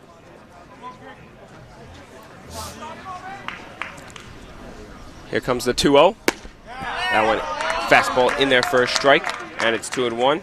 Lawler comes in 0-2, making his 3rd plate appearance of the day. Struck out in the 1st and grounded out to short his 2nd time up in the 3rd inning. Here comes the 2-1. That one again in the dirt, and it's 3-1. 2 outs, nobody on. 2-0 Maine leads over the Stony Brook Seawolves in Game 1 of this America East tournament. Winner of this game will play the winner of NJIT versus UAlbany, which will be 30 minutes after this game, as that one's in there for a strike. DeGennaro, after falling behind 3-1, comes back to get Sean Lawler into a full count with 2 outs. DeGennaro sets, here it comes. Swung on and missed that one. Also in the dirt, got Lawler swinging. DeGennaro's 7th strikeout, but the home run by Quinn McDaniel extends this Maine Black Bear lead to 2-0. We go to the bottom half of the 5th here at Joe Nathan Field in Game 1 of this America East tournament. You're listening to 90.1 WUSB Radio. Back to you, Zach, in the studio. Thanks, James. So we're back in the studios of WSB. The NBA is one of the 2 sports in playoff mode at this point in the season. At 7:30 tonight, Game 3 between the Bucks and the Heat. Milwaukee is up 2-0 right now against Miami in the first round series. At 10 p.m., the Lakers and the Suns taking on each other at the Staples Center. LeBron James able to help his team get the win the other night to tie the series at 1 against a red-hot Suns team led by Devin Booker. Then 10:30, the Denver Nuggets and the Portland Trail Blazers all tied up at 1 in the first round series in the Western Conference. They'll take each other on at the Moda Center at 10:30 tonight. Game will be on NBA TV. First 2 games I mentioned, they will be on TNT. No locals tonight for either the Nets or the Knicks. The next one in action will be tomorrow when both the Knicks and the Nets will be on the road. Tomorrow at 7, the Knicks, after they got their win last night against Atlanta, they will be taking on again at the State Farm Arena at 7 o'clock on ESPN. At 8:30 on ABC at the TD Garden, the Brooklyn Nets, up 2-0 against the Celtics, will try and make it a 3-0 and put the Celtics on the verge of elimination. Tomorrow night at 9:30, with Dallas surprisingly up against the Clippers 2-0 in the series, it'll be in Dallas, 9:30 at ESPN. Let's go back to Joe Nathan Field. Thank you, Zach. Back here at Joe Nathan Field. Maine leads 2-0 over the Stony Brook Seawolves here in Game 1 of this America East tournament. James DeLeo alongside Jonny Wincott as Nicholas Sinicola steps in for his 5th inning of work with a doubled lead here thanks to the home run from Quinn McDaniel in the top half of the 5th. Brett Paulson steps in, and it's a 1-1 count now. So 9 hitter right here, and then back to the top of the lineup for the Seawolves. Sinicola sets. Here's the 1-1, foul back, and it's 1-2. Paulson grounds it out to short his first time up. Seawolves looking to get anything done here against Sinicola, who has a 2-run lead here thanks to Quinn McDaniel. He sets to the 9-hitter. Here comes the 1-2. Upstairs for ball 2. And right on cue, here comes the UAlbany team stepping here onto Joe Nathan Field. They're going to watch this game before they take the field against NJIT. The 2-2 is in there. Strike 3 is called. Another looking strikeout for the Seawolves as Sinicola gets his 8th strikeout of the day and his 5th looking. In that 4th inning, Seawolves did have 2 runners on, struck out 3 times to end that inning. All 3 were looking. Beat me to the point. Was going to say now 4 in a row have struck out looking. Not a good sign. So we go back to the top of the lineup. John LaRocca steps in and takes a ball from Sinicola. LaRocca 1 for 2 on the day. Had a single back in the 1st inning. Here comes the 1-0. Breaking ball in there. Strike 1. And that just indicates that Sinicola's got his stuff working. Stony Brook's confused or, maybe getting up there and they're guessing fastball and seeing curveball or vice versa. So looking strikeouts, not a good sign for the Seawolves right now. 1-1 inside. Just missed. Fastball there from Sinicola. And it's 2-1. I mean, if you're guessing fastball, then you swing. But if you're guessing breaking ball outside the zone, that's what it looks like these guys have been doing. As that one is laced into center field, just over the head of the shortstop Marquez, in for a base hit. And John LaRocca is on for the 2nd time today. So 2 for 3. John LaRocca is with 1 out here in the bottom half of the 5th. And yet again, despite stellar pitching on both sides, we still search for our first 1-2-3 half frame. Considering the amount of strikeouts, the lack of scoring, and the pace that this game has had, rather surprising. Yeah, just 3 hits for the Seawolves, just 5 for the Black Bears. But one of those hits proved to be a home run for Quinn McDaniel, the 2nd baseman. And it's 2-0 here. Maine leads over Stony Brook in this 9-inning game in the bottom half of the 5th. So 1 out 1 out in LaRocca, and Evan Giordano steps in for his 3rd plate appearance. Takes the fastball upstairs for ball 1. Giordano struck out in the 1st, walked in the 3rd, getting his 3rd chance here against Sinicola. 2 premier players. The righty-righty matchup that we see. First team all-conference player versus first team all-conference player. See a lot of that today. Sinicola sets. Wind on his jersey. Here's the 1-0. In there for a strike, another breaking ball. Breaking ball seems to be working for Sinicola after the fastballs have been, always working, but the ones that he's trying to place out of his arms. That one is picked off as a throw over to first, and LaRocca is picked off first. I didn't even catch it. I was looking down at my score sheet, and just like that, 2 outs, nobody on. Did you catch what happened there, John? I was going to say, I think John LaRocca maybe was doing the same thing as you. Caught him sleeping on a sneaky good move by Sinicola, who we've saw moves earlier where he was sneaky good. Is that the 100 to 400? No, it's the 70 to 200. The 1-1 fouled off, and it's 1-2. So nobody out, nobody on. 2 runners, two outs here for the Seawolves. So a rally out of the books right now, and that one is swung on and missed. Strike 3, Evan Giordano. Stony Brook in the 5th, no runs and a hit, And no that errors. is 9 strikeouts now And the 5, for Nick Maine 2. Sinicola. We go to the top of the 6th. Technically a 1-2-3 inning for the Maine Black Bears. Top of the 6th we go. 2-0 Maine leads over Stony Brook. Back to you, Zach, in the studio. You're listening to 90.1 WUSB. Thanks, James. So, back in the studios of WSB, we head to the bottom of the 1st at City Field. Marcus Stroman allowed a hit, but nothing after that. Remains scoreless as Jonathan Villar is up to pitch bat for the Mets for the first time today. More games in action.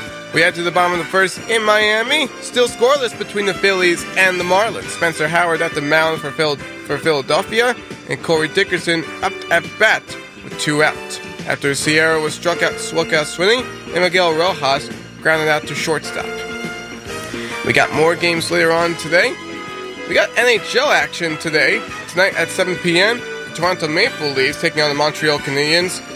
Don't know whether or not John Tavares is coming back, but he was practicing on the ice this morning, so promising sign for Toronto in the Northern Conference.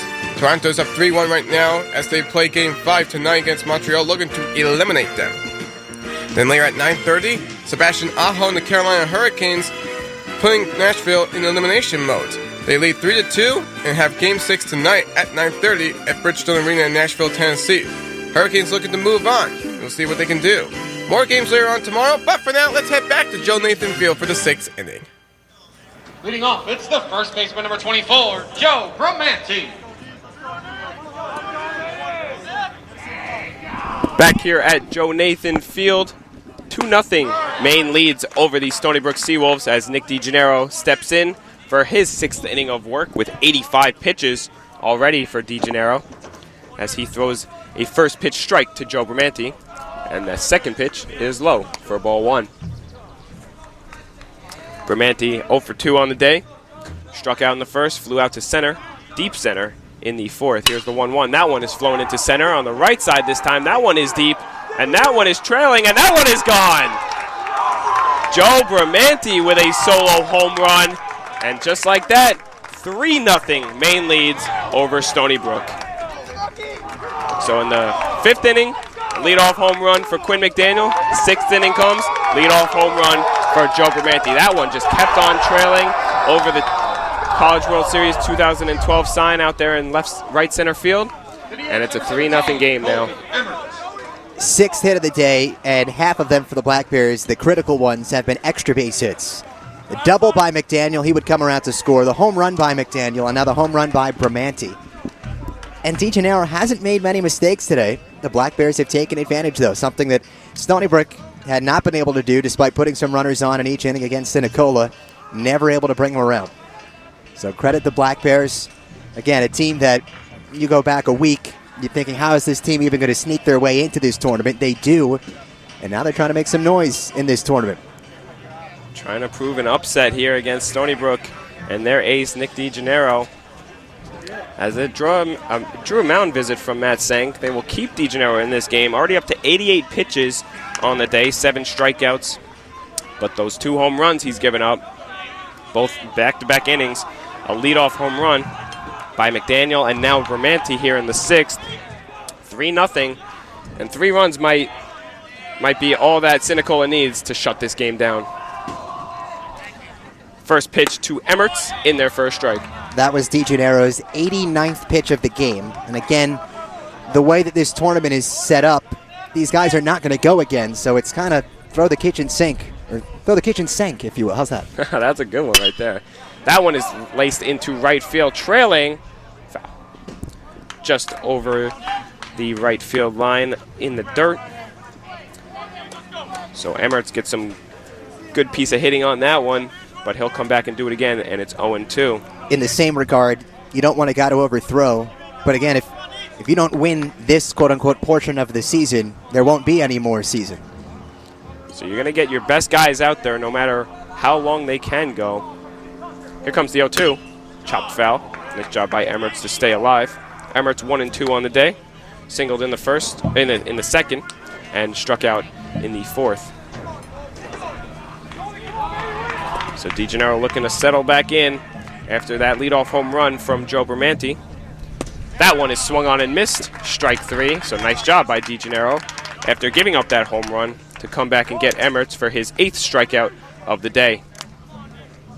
The shortstop, number 6, Jake Marquez. DeGennaro's been racking in the Ks. We told you last week in his start against Binghamton, 5 innings, 2 runs, but a season best 11 strikeouts. So that's 19 Ks over his last 10-plus innings. First pitch to Marquez is grounded to the left side. Giordano picks it up. Easy throw on over the first. 1 pitch, 1 out, and now that makes 2 outs here in the top of the 6th. I was going to say to you, James, the ground ball out, a 5-3, which is typically so common in a game, and this game feels very uncommon. Looking down at the scorebook, that's just the 2nd ground ball out we've had in this game. And now there's 2 outs in the top of the 6th inning. First pitch over to Reynes is low for ball 1. And it's interesting, you see a lot of pop-ups, mostly strikeouts on both sides. DeGennaro with 8 and Sinicola with 9. 1-0 is grounded again to the left side. Nice scoop play by Giordano. Another easy throw on over to first. And that will do it for the top of the 6th. So the Black Bears get another run on a leadoff home run from Joe Bramante. And that's it for the top of the 6th. We go to the bottom of the 6th. Maine leads 3-0 over Stony Brook. Back to you, Zach, in the studio. You're listening to 90.1 WUSB Radio. Thanks, James. So, we return to the studios of WSB with another sports update. And we got softball, only 2 games actually today. Super regionals for both. Baton Rouge Super Regional. You imagine it's LSU, and it is. It's 9th-ranked LSU taking on 8th-ranked Florida State at 7 p.m. tonight. A big-time battle to watch on ESPN, if you're a softball fan. In the LA Super Regional, 2nd-ranked UCLA will be facing off against 20th-ranked Virginia Tech tonight at 9 p.m. More college baseball to take a look into. Florida Atlantic still keeping a stronghold lead on 22nd-ranked Charlotte 9-3 in the top of the 7th. Bottom of the 6th, 4th-ranked Tennessee extending their lead over 8th-ranked Mississippi State 7-1. 1 hour from now, more top 25 games in action. 2nd-ranked Texas taking on Oklahoma in Game 7 of the Big 12 tournament. At 1:30, you also got 24th-ranked Old Dominion taking on Middle Tennessee. We got more games later on tonight. 2 p.m., 12th-ranked Ole Miss and Georgia in Game 10 of the SEC tournament. Game 8 in the Big 12 at 5 p.m., 15th-ranked TCU taking on 5th-ranked Texas Tech. 5:30, 13th-ranked Florida against Alabama in Game 11 of the SEC tournament. 7 p.m., you get 16th-ranked NC State taking on Pittsburgh in Game 9 of the ACC tournament in Charlotte. And at 8:30, 19th-ranked Southern Miss and 18th-ranked Louisiana Tech in Game 8 of the Conference USA tournament. Let's get back to Joe Nathan Field. Back here at Joe Nathan Field. Thank you, Zach. 3-0 Maine leads over Stony Brook here in Game 1 of this America East tournament. James D'Elia alongside Jonny Wincott as Chris Hamilton steps in against Nicholas Sinicola in his 6th inning of work and takes a strike. So the Seawolves got the heart of their lineup coming up, 3, 4, and 5 against Sinicola. Here's the 0-1, drilled to the right side, tough play for the second baseman McDaniel, and it's through the hole for a base hit. So Chris Hamilton, leadoff batter here for Stony Brook, gets on and that'll bring up John Ticillo. The catcher, number 45. We've talked at John length today Ticillo. about how Sinicola has been nearly spotless on the bump, but Stony Brook has put base runners on, haven't done much with it.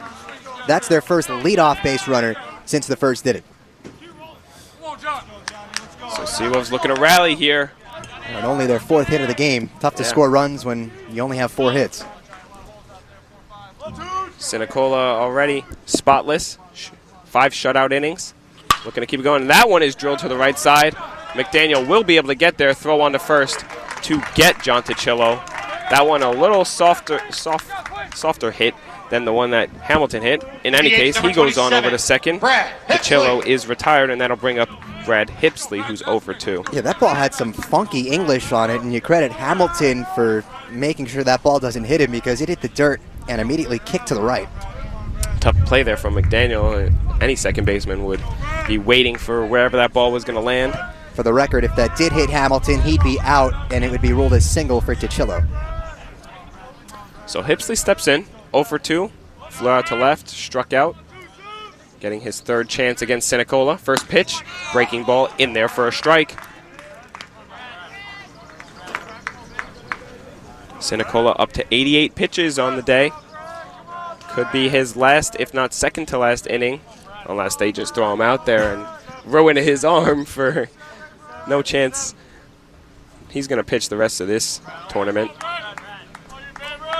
So Hamilton leads off second. Here's the 1-0. 0-1, sorry. Now it's 1-1. I think that's part of the beauty of a tournament like this is when you're the coaches, what's the strategy you go with? You know, you need to win this tournament to make it to the NCAA tournament. But if you do get there, you'd like to have a healthy roster. So you got to pick and choose who's going to get what and in what spots. Sinicola sets. Here's the 1-1. Upstairs, breaking ball for ball 2. Yeah, I mean, I'm not entirely sure when the NCAA tournament starts, but I'm sure if he has his days of rest, they don't want to throw him 120, 130 pitches for this game. Like, a win is important for this Black Bear team, but it's not the most important thing. They would have another chance tomorrow if they lose. But with a 3-0 lead here, it's looking promising for the Black Bears here in the 6th. Here's the 2-1, swung on and missed. Strike 2 to Brad Hipsley. And that really is the way you have to play it out. You don't want to put yourself in a situation where you already have a loss and the next loss sends you home. So, hey, we've got the best pitcher. Let's throw him day 1 and hope that we get to day 2 in the winner's bracket. Nothing will come easy for Maine, though. When Sinicola is eventually thrown out of this game, the bullpen will have to come and save them. So they'll be looking to add on some runs in these later innings. Here's the 2-2, fouled back. Hipsley doing another great job of staying alive against Sinicola. He's done that already once today. However, Sinicola did win the battle. Getting that pitch count up. Very important. Maybe that's why Matt Senk threw out Brad Hipsley there. He knows he can battle on the at the box against these great pitchers. Just getting a piece of wood, a piece of metal on it is important. Here's a 2-2, another foul ball. Out of play. Some good coaching there from Matt Senk, throwing Hipsley in. Yeah, playing the matchups right, the righty-lefty, going with the clipboard. Only the 16th game of the season for Hipsley, and only his 10th start. Yeah, like I said, we saw a lot of him in 2020 before that season was cut short due to COVID-19. And then a bunch of players. Brett Paulson came in, started looking good. Shane Paradine taking over the DH spot, the rookie, the sophomore righty. That one is in there, strike 3 called. And Brad Hipsley is retired for the 3rd time. 10 strikeouts on the day for Nicholas Sinicola. Double digits. Number 13. Nothing he hasn't seen before. So 2 outs. Hamilton still on second. That'll bring up Stanton Luther. Luther 0 for 1 with a walk back in the 4th inning. Struck out in the 2nd inning. These looking strikeouts seeming to be a pattern here for the Seawolves. That's already 6 on the day that they've just looked at strike 3. So Luther steps in, 2 outs. Hamilton on second. First pitch is upstairs for ball 1. 3-0 Maine leads over Stony Brook. After 2 leadoff home runs from McDaniel and Bermanti in the 5th and 6th inning, respectively. So that's where we stand right now in the bottom of the 6th. 2 outs, runner on second. Here's the 1-0. That one inside for ball 2. Oh, excuse me, in there for a strike. Home plate umpire Bill Fisher not as energetic with that one. It's hot out. He's getting drained like the rest of us. Still at least 3 more innings to go for all of us here. Beautiful day here at Joe Nathan Field. Not a cloud in the sky. Sinicola sets. Here's the 1-1. Upstairs, ball 2. You can tell that these breaking balls that he's missed, upstairs he's missed. He's not missing low or in the strike zone with the breaking balls, because you throw a meatball out there for these Seawolves batters, they're going to rip it. So if you're going to miss with these breaking balls, you miss very low or very high.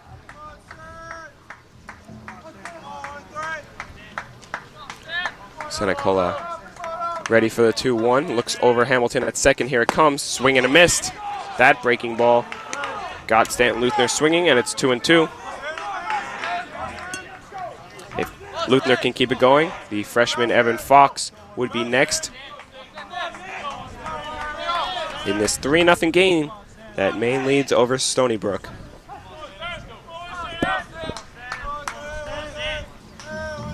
Sinicola does his little dip on the mound. He sets. Here's the 2-2. Grounded to the left side. Going to be a tough play for the third baseman, Goodman. Throws on over to first, and they get him. And Luther is retired to retire the side. So the Seawolves get a hit, but leave Hamilton on second base. We go to the 7th inning here at Joe Nathan Field. The Maine Black Bears still lead the Stony Brook Seawolves 3-0. You're listening to 90.1 WUSB. Don't go anywhere. Back to you, Zach, in the studio.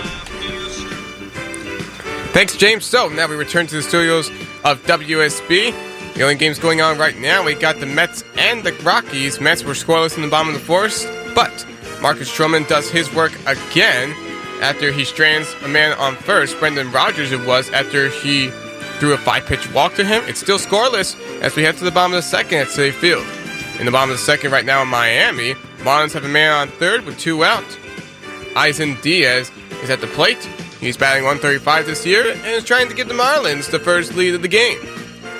In the top of the 1st between Chicago and Pittsburgh, Chris Bryant drove in his 11th home run of the year, the Cubs with an early 1-0 lead against the Pirates.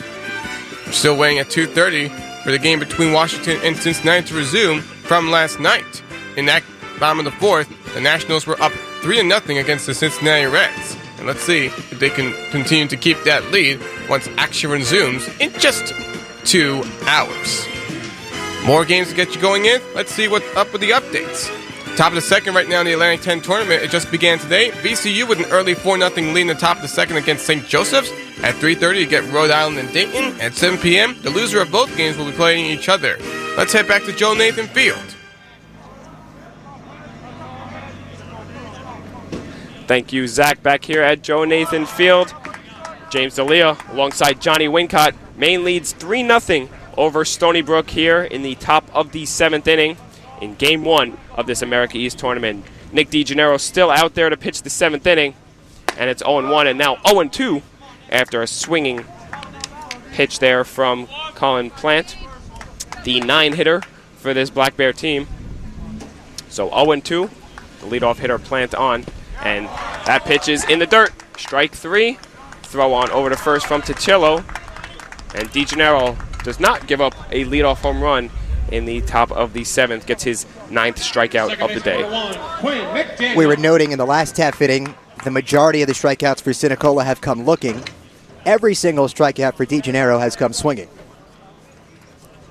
But like you mentioned, James, they all count the same. So both pitchers up to in the high 90s on their pitches. DeGennaro up to 98 as that pitch is in there for a strike. To Quinn McDaniel, who is 2 for 3, probably the most productive hitter today for the Black Bears, as that one is low for ball 1, 1-1 now.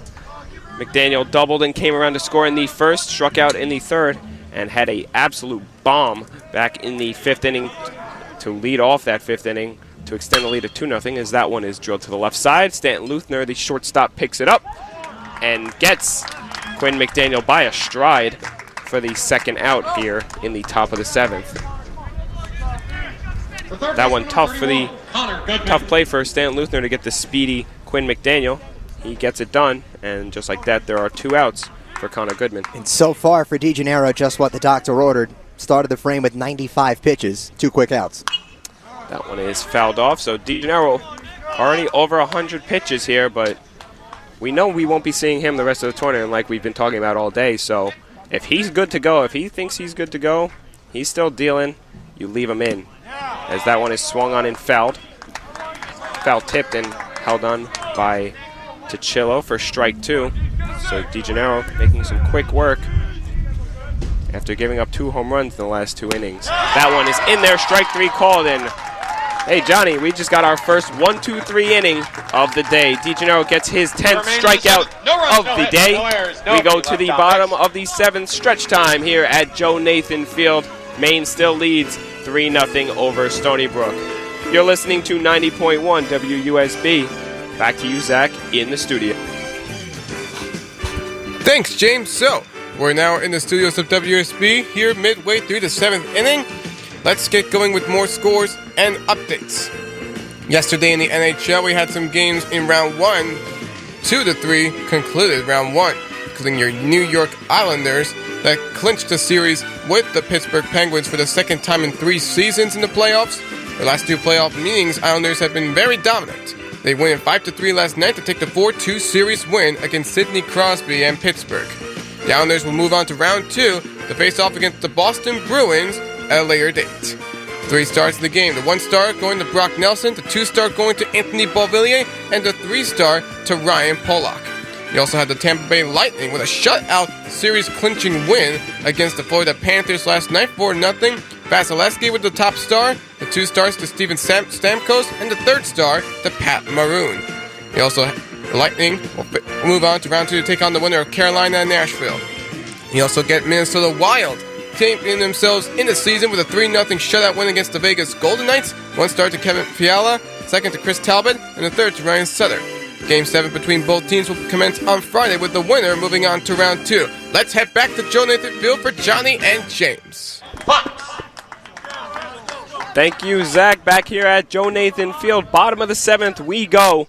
Maine still leads 3-0 over Stony Brook. James D'Elia alongside Johnny Wincott. Seawolves looking to get something done here against Nicholas Sinicola, who has pitched 6 shutout innings against this powerful Seawolves lineup. First pitch to Evan Fox, drilled to the left side, bobbled by the 3rd baseman Goodman, throws on to first in time to get Evan Fox. Goodman playing in at 3rd base. Luckily he was, because he bobbled that one up, able to get Fox by a stride to get the first out. So 1 pitch, 1 out here. And that's a good job by Goodman, the 3rd baseman, to keep his composure, especially on a runner at Evan Fox, who stole his 21st base earlier in this game. He's got speed, but able to stay in front of it, keep his composure, and make a good strong throw over to first. So in steps Cole Durkin, and he drills one to the right side. That one is deep, and that one is gone! A home run for Cole Durkin, first pitch swinging, and the Seawolves are finally on the board against Nicholas Sinicola. Cole Durkin with just his 4th home run on the season, bringing his RBI count up to 16. Saw the first pitch he liked, and he drilled it over the right field fence. And now it is a 3-1 Maine lead. Little surprised, 99 pitches entering the inning for Sinicola, that Stony Brook swings at his first 2 pitches, now first 3 pitches as Paulson swings through the count 0-1, but Fox grounds out on his 100th pitch, and his 101st pitch is the first earned run of the game for him. 0-1 is fouled to the catcher, so Brett Paulson will step in. Seawolves, after a nice job by DeGennaro getting the first 1-2-3 inning of the day, making quick work of the Black Bear lineup. Getting some momentum here. Cole Durkin with his 4th home run of the year. Brett Paulson, the 9-hitter, steps in. The 0-2 is upstairs for ball 1. So after him, we'll go back to the top of the lineup. John LaRocca sits on deck. The only Seawolf with 2 hits on the day is LaRocca. So he'll be looking to get Brett Paulson in if he can get on, as that one is inside for ball 2. 2-2 the count now, 1 out, nobody on. 3-1 now, Maine leads over Stony Brook. So both pitchers giving up home runs today, as the 2-2 is inside and up for ball 3. Brett Paulson doing a nice job against Sinicola. This is the dangerous territory for Maine. Sinicola's over 100 pitches. 1 run already in. Top of the order up next on deck, and John LaRocca. So this is a batter that he really needs to get in Paulson to get that second out. Sinicola sets, takes a deep breath on the pitcher's mound. Here comes the full count pitch. Fouled off. Brett Paulson staying alive here against Sinicola with 1 out. You have to imagine this would be Sinicola's last inning, possibly his last batter. But I would imagine Nick Derber would keep him in to finish off at least this inning. Here's the 3-2, swung on and missed. A pitch in the dirt gets Brett Paulson swinging for Sinicola's 11th strikeout on the day. Coming close to that season high for him, as we'll go back to the top of the lineup for John LaRocca with 2 out and nobody on. The 12th start of the season for Sinicola. In 11 of the 12, he's had at least 10 strikeouts. It has been a masterful season for Sinicola. That is just video game numbers right there. First pitch to LaRocca, hit our way and fell. I had it. What's this netting? What's this netting doing here? Keeping us from the hospital, that's what it's doing. Keeping our technology safe as well. Costs more than us. 0-1 is swung on and missed. Another breaking ball there from Sinicola. And just like that, it's 0-2 on John LaRocca. LaRocca, 2 for 3 on the day, was picked off back in the 5th inning. Sinicola sets with 2 outs and nobody on. Here's the 0-2 upstairs for ball 1. So it's going to be interesting now. After this inning ends, we'll go to the 8th and 9th. Johnny, you'll be on play-by-play for that one, but we'll see which pitchers emerge from the dugouts or the bullpens. We'll see. Here's the 1-2, drilled to the right side. Easy play there from Bermanti. And LaRocca is retired to retire the side. So the Seawolves get a run on a solo home run from Cole Durkin, but they still trail 3-1. We go to the top of the 8th inning. Seawolves trail 3-1. Back to you, Zach, in the studio. You're listening to 90.1 WUSB. And back in the studios of WUSB, we're through 10 innings at Citi Field. Neither team has made a score yet. Top of the 3rd, scoreless between Philadelphia and Miami. Nothing that Icing was able to do on that at-bat. Top of the 3rd, you get a man on second with 2 out. Bottom of the 1st in Pittsburgh has just begun. More games in baseball at 1:10 later today. You get out of them the Detroit Tigers hosting the Cleveland Indians, the Milwaukee Brewers hosting the San Diego Padres. The Padres, the hottest team in baseball right now. At 3:10, the Tampa Bay Rays will be hosting the Kansas City Royals, who have been on a downswing ever since they were one of the top teams just about over a month ago. At 4:05, it's the beginning of a doubleheader between the Yankees and the Blue Jays after the game last night at Yankee Stadium was postponed due to weather. At 7:05, it's Game 2 between Washington and Cincinnati after they resumed Game 1 later today at 2:30. 8:10, you get the Chicago White Sox hosting the Baltimore Orioles. At 9:40, the Oakland A's taking on Shohei Ohtani and the LA Angels. Angels are 5 games below 500, but using him to get back, and hopefully Mike Trout will be back soon for them. 10:10, the Dodgers hosting the Giants, and at 10:10, the Mariners hosting the Rangers. Let's head back to Joe Nathan Field. Catcher number 27, Ryan Turin. We venture for the top of the 8th inning here at Joe Nathan Field. Maine 3, Stony Brook 1. Seawolves just on the board, courtesy of a Cole Durkin solo shot. And Nick DeGennaro throws his 105th pitch of the night. It's Ryan Turin who takes the strike, the count 0-1. He's James D'Elia. I'm Johnny Wincott. Glad you're with us for Game 1 of this 2021 America East Baseball Tournament. Winners of this game will play the winner of the game to follow between NJIT and New Albany tomorrow at 2:30. 1-1. Fastball nips the corner. Count 1-2 is DeGennaro still throwing some of his best stuff of the day. Well, it's interesting. If DeGennaro's out there for the 8th inning, you can only imagine Nicholas Sinicola will come out there for the bottom half of the 8th inning against the Seawolves. 1-2 pitch to Turin. Lifted foul down the left field line, out of play. count stays at 1-2. Turenne brought home the game's first run, which for a while was the game-winning run until last half inning when he singled in Quinn McDaniel in the first inning. The Blackberries have led the entire way. 1-2, nipped foul. That got a piece of Turenne, the right hip. Either way, count still 1-2. Blackberries added to their 1-0 lead in the fifth inning, courtesy of Quinn McDaniel. Solo shot, his sixth of the year. And then Joe Primanti hit a solo shot, also his sixth of the year, in the sixth inning. That 3-0 lead became 3-1 in the last half inning on Cole Durkin's fourth home run of the season. Solo shot that just snuck in the right field foul pole. 1-2 from DeGennaro is another foul ball. Turenne not making it easy. And DeGennaro now nearing 110 pitches.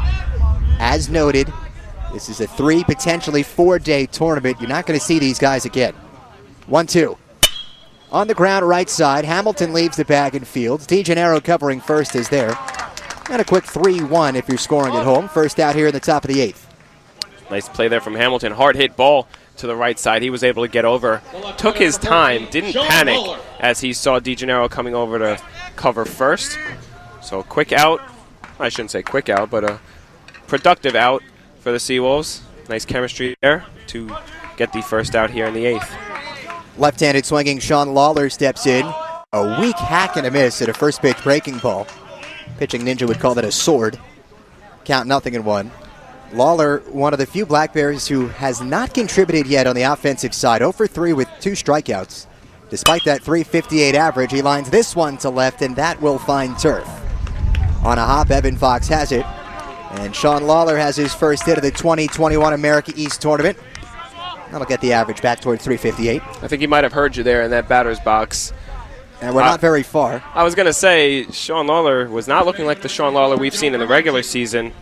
Normally a .308 hitter, was over 3 on the day. Finally gets himself on the score sheet with a 1-out single here. So it keeps DeGennaro on the bump with over 110 pitches. And the first pitch to Primanti is on the outside corner for strike 1. We just noted Primanti hit a solo shot to lead off the 6th inning, his most recent at-bat. Maine 3, Stony Brook 1, top 8. Pickoff move to first, not much doing with Lawler, who does not have a stolen base this season. Now, I'm not a head coach of baseball, but you have to imagine how long can these pitchers really go. They are not MLB players who can pitch this many innings. 0-1 breaking ball, high and tight, 1-1.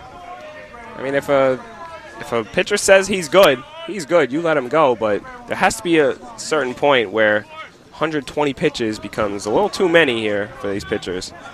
DeGennaro has 10 strikeouts today, had 11 last week. Another nifty pickoff move to first. Lawler's back in with a head-first slide.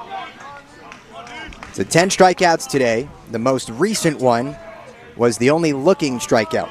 They got Connor Goodman to end the 7th. 1-1 pitch to Primanti, popped up mile high, right behind the second base bag. Paulson makes the call. Paulson has the ball, and there's 2 down. Nice rhyme right there. I have my moments every now and then. Number 17, Colby Emmert. Colby Emmert steps in. The DH singled in the 2nd inning, has followed that up with a pair of strikeouts. Trying to keep this top half of the 8th inning alive. Meanwhile, Nick DeGennaro trying to get out of this top half of the 8th inning alive. By far a season high in pitches now. And he is 1 strikeout away from tying his season high. Did it last week. First pitch, that'll help aid the cause. On the inside, Black, 0-1. Emmert's the DH, hitting 6th in the lineup for Nick Turba's club, the 5th-year head coach who has the Black Bears back in this America East Baseball Tournament for the 11th straight season. Righty to a righty, DeGennaro's 0-1. Breaking ball stayed up. Count at 1 ball and 1 strike. I would imagine Matt Sank's strategy is that he would rather have a fatigued and tired Nick DeGennaro ace on the mound than his struggling Seawolves bullpen.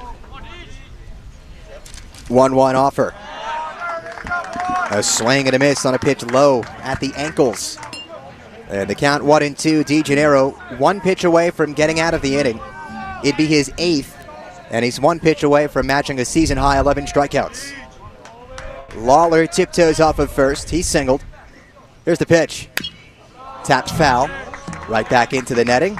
Another one that was slightly left of home plate, and if not for the netting, maybe safely into the left hand of James D'Elia. That probably would have actually been caught by us rather than beamed us in the head, I would say. That one, soft fouler to the backstop. DeGennaro will try again. Operating out of the stretch. 1-2. Low and away, and a good stop made by Tuchillo. That keeps Lawler at first.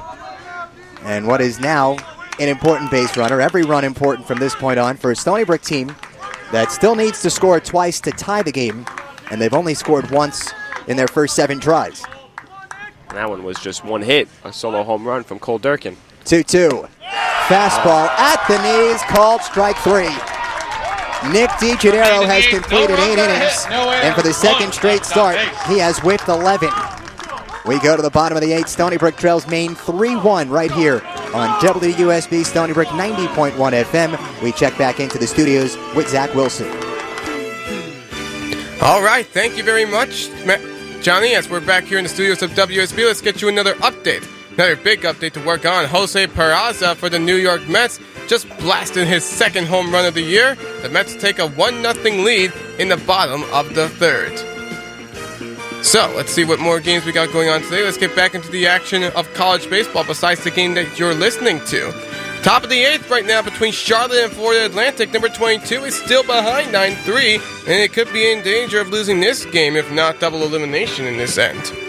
Meanwhile, at the bottom of the 7th, another run cashed in by the Volunteers as 4th-ranked Tennessee extends their lead to 7. They're up 8-1 against 8th-ranked Mississippi State.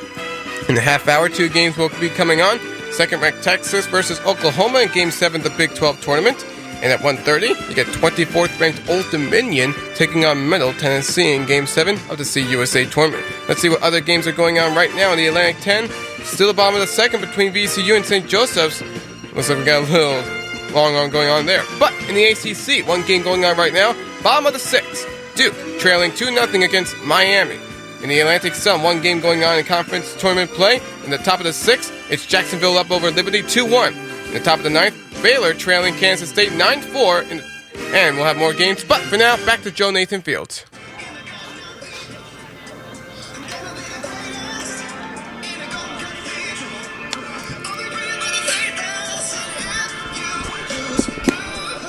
Time running out on the Stony Brook Seawolves here at Joe Nathan Field. Game 1 of the 2021 America East Baseball Tournament. Glad you could join us. He's James D'Elia. I'm Jonny Wincott. The Maine Black Bears, the last team in. They snuck in, needed to win 2 last weekend. Getting some help from the rest of the conference. They got that help. They lead 3-1. Stony Brook, the team that set the America East wins mark this year with 25, here with 25, here with 25, here with 25, here with 25, here with 25, here with 20. Had just 1 run, and it came in the bottom of the 7th inning on a Cole Durkin solo blast. It'll be 2, 3, and 4 due up for Matt Sank's group, Giordano, Hamilton, and Tuchillo. And the good news for Stony Brook is they won't be facing the America East Pitcher of the Year anymore, Nick Sinicola. The Black Bears dip into the bullpen for the first time and making his 12th appearance, 9th out of the pen. It's Matthew Pusher, the redshirt senior from Brewer, Maine. No wins, no losses, but a 3.73 earned run average, 36 strikeouts, and only 7 walks. He comes in to face the meat of the Stony Brook lineup. Righty-righty. First pitch is a swing and a miss by Giordano. That is some serious heat right there from Matthew Pusher, coming in with a 3.73 ERA. Making some business here, starting early against Giordano. 0-1, clipped back into the screen, and just like that, Giordano falls behind 0-2. No hits today for the hits leader for Stony Brook in the regular season, Giordano. Had a walk sandwiched between a pair of strikeouts. Pusher operates out of the stretch, and the 0-2 is another foul ball. We will do it again in a moment. He's got such a quick windup. You said out of the stretch, it seems, but it's even quicker than out of the stretch. I can only imagine what he does with runners on. But you heard a loud roar before Giordano stepped in as they saw that Sinicola was no longer on the mound. Giordano ropes the 0-2 into left. Lawler leaps, and he made the grab. Sean Lawler misjudged the line drive, which was right at him, and had to leap to salvage the play, and he does. It's a big first out in the bottom of the 8th. That is a huge out. That could have went either way. If it went over his head, Seawolves would have been in business. That one was absolutely roped by Giordano, so the Seawolves get a nice piece of hitting against Pushert early, but unfortunately it results in an out. Righty-lefty as Hamilton digs in. First pitch roped deep center field. Chases Reynes towards the wall. He looks up and it's off the bottom of the fence. Hamilton chugs into second, and it's a one-out double. And he looks back at the first base dugout and says, "Get up." The tying run comes to the plate in the form of John Ticillo. Number 45, John Ticillo. Like I said, these long at-bats getting Sinicola out of the game have proved to be important for the Seawolves. Getting into that Maine bullpen, like I said earlier, was going to be the most important thing they could do. 2 hard-hit balls to start this inning. Now only imagine if Giordano got that ball over the left fielder Lawler's head. Before we get to the first pitch, Bill Fisher, our home plate umpire, instructs Brad Hipsley, the on-deck batter, to just back up a little bit towards the dugout. Everyone's getting hyped up here in the bottom of the 8th. Now a righty-righty matchup. Ticillo, the catcher, steps in. Pusher deals home. Breaking ball just below the knees, and the count's 1-0. So we've seen what Pusher can do with the fastball. We know he throws the heat. Seawolves all over it. Tries to go back with the breaking ball. Didn't get the call there from the home plate umpire, Fisher. Sinicola, by the way, 7 innings, 1 run, 11 strikeouts. Stony Brook trying to take advantage of the bullpen now. 2 takes to second. Now the 1-0. Big wave and a miss on a hard fastball from Pushard, who's a big fella, has a commanding presence there on the mound. And his fastball well follows suit with that physical appearance. We told you 36 strikeouts to only 7 free passes issued by the redshirt senior this year. Well, that's how you're going to get the Seawolves with these fastballs. Not down the middle like we've seen so far. It's going to be up in the zone. 1-1. Lifted down the right field line and foul. Ticillo falls behind a ball with 2 strikes. Maine has never trailed in this game 1. Scored the first run at the top of the first inning, a lead that they have not relinquished. Stony Brook's lone tally came in the bottom of the 7th. 1 swing of the bat by Cole Durkin. Now it's Ticillo with Hamilton leading off at second, being held close by McDaniel. Pusher deals home. Low and away, 2-2. Good eye there from Ticillo to stay alive against the 6'4" righty, redshirt senior, Matthew Pushard, a Maine native. He's got 2 saves this season, but they've got bigger fish to fry before they get to the 9th inning and put themselves in a save situation. Pushard a long look home, grabs the sign from Terren. Black glove settles at the ear, a look towards second, 2-2. On the ground, right side, this will find turf, and it gets through. Hamilton gets the green light. The throw is cut off, and this is a 1-run game. It's an RBI single by John Ticillo. Stony Brook has scored in consecutive innings. Maine 3, Stony Brook 2. Brad Hipsley. Well, that'll draw a mound visit, but a great piece of hitting. Down in the count, John Ticillo pokes one to the right side through the hole. And just like that, Seawolves score in the 7th, score in the 8th, and just trail by 1. So getting Sinicola, I've been saying this all day, getting Sinicola out of this game was something Stony Brook had to be looking forward to. And Brad Hipsley, up right now, is one of those guys who has been one of those hitters to make some long at-bats. He's 0 for 3, but both of his strikeouts led to a big battle between Sinicola and Hipsley. Full count inning, full count at bats, 10 pitches, 9 pitches. So Hipsley will look to get things going against Pushard. Seawolves already with a run home here on 2 hits. So we had almost joked at the beginning of the broadcast that this was a Nick versus Nick game, Sinicola against DiGennaro, and you had made the point, whichever Nick lasts longer, going to give their team a lot better chance to win. It was DiGennaro who lasts longer than Sinicola. And now the go-ahead run to the plate for Stony Brook in the form of Brad Hipsley. First pitch taken outside, 1-0. John Ticillo leads off of first. He singled in Chris Hamilton a moment ago to make it a 3-2 game. 3 runs on 7 hits for the Black Bears. 2 runs on 7 hits for Stony Brook. Neither team has committed a blunder yet today. Righty to a lefty. Here's the 1-0. Hipsley takes right down the pipe, 1-1. Stanton Luther waits on deck for Stony Brook. Team that finished up 25-10 in the America East regular season. The 25 wins is a conference record. The 35 games played, also a conference record, but impressive nonetheless for Matt Sink's group. Pushard readies. Sets, glove of the year, 1-1. Fastball right down the pipe again, 1-2. Tichillo faked the go from first. Caused Turan to hop out of his crouch. All for none with a 1-2 count now at 1 out here in the bottom of the 8th. Now it's interesting to think, I know it's a long shot, but if Stony Brook somehow claims the lead here in the bottom of the 8th, you send DeGennaro out there for the complete game. Doesn't seem like he will be. They'll have to go to the bullpen. 1-2 hit hard on the ground, right side and through. Motoring from first to third to Tichillo, and now he's caught between the bases.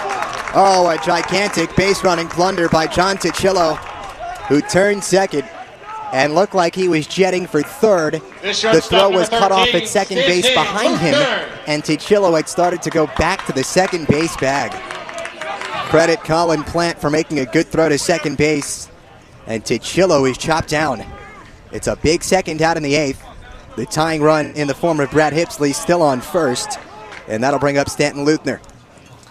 That is a tough play there for the Seawolves. Looking like they're getting in business. 3 straight hits. Tichillo with a base running blunder.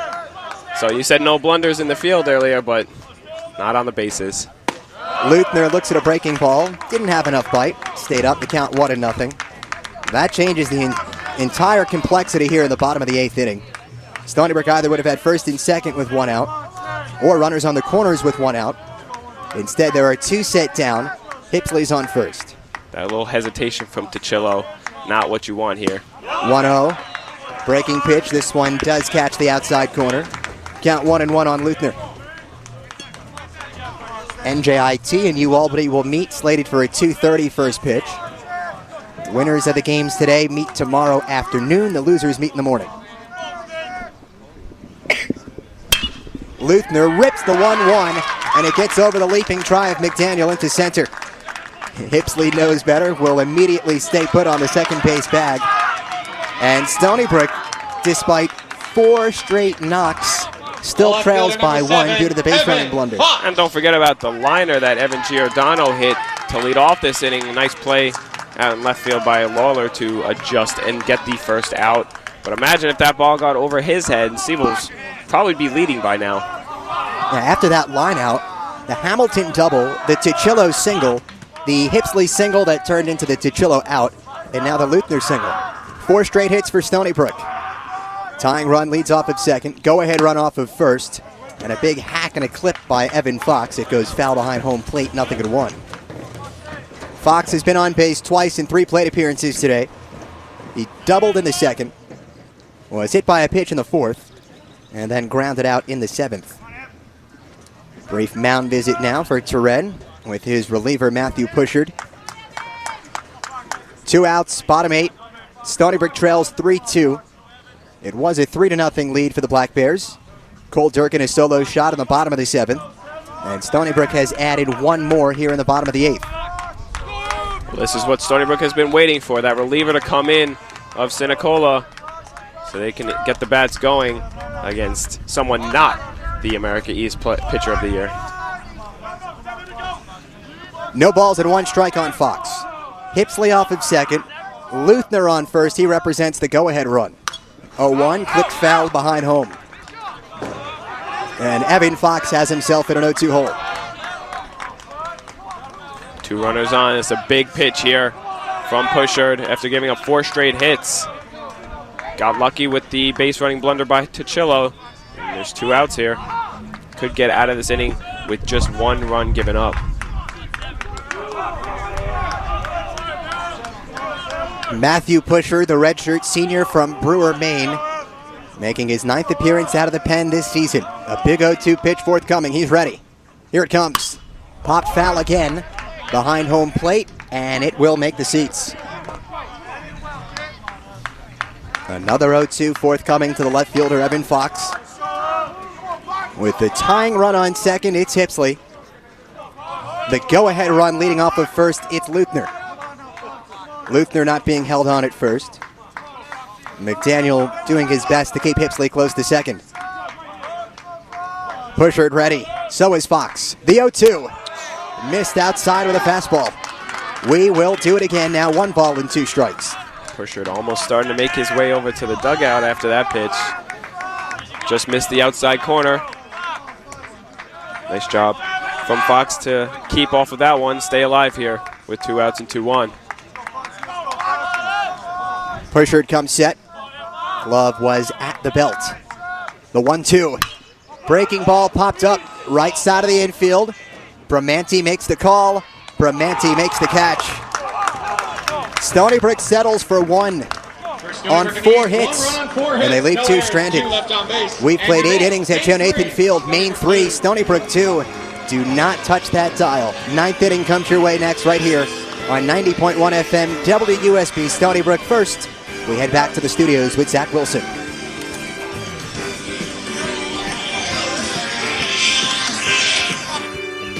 And you're back in the studios of WUSB. Let's get you going with more scores and updates. It's still 1-0 New York as we're in the top of the 4th inning right now, 2-2 with 2 outs. Meanwhile, more games that are going on right now in the MLB. Let's take a look and to see what it is. The Phillies cash in on a pair of runs in the top of the 4th inning and now take a 2-0 lead after Matt Joyce got the sacrifice fly to bring in Odubel Herrera. Top of the 3rd, you also get Chicago Cubs still up 1-0 against the Pittsburgh Pirates in the top with Mayon's first and 2 out. Top of the 1st, still scoreless between Cleveland and Detroit. Same goes for San Diego and Milwaukee. 3:10, you got Tampa Bay and Kansas City going on later on today. At 4:05, you get to start up a doubleheader between the Yankees and the Blue Jays. Let's go on to the NBA. We got 3 games going on tonight. 7:30, Heat hosting the Bucks. Heat are down 2-0 in the series in round 1 against Milwaukee. 10 p.m., series tied between the Lakers and the Suns. Game 3 tonight at the Staples Center. And at 10:30, the Trailblazers hosting the Nuggets. Both teams are tied at 1 as well. Let's go back to Joe Nathan Fields.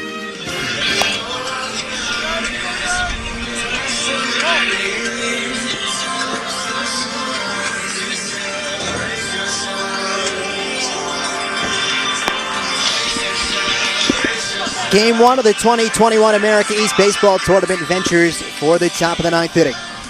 Glad you could join us. He's James D'Elia. I'm Jonny Wincott. Maine 3, Stony Brook 2, and finally, the Black Bears will see a pitcher not named Nick DeGennaro. Kyle Johnson emerges out of the bullpen for Stony Brook. He'll make his 14th appearance of the season. They've all come out of the bullpen. A 3-1 mark, a 3.55 earned run average. And his first pitch to Jake Marquez is a called strike. Marquez attempted to show bunt and missed it.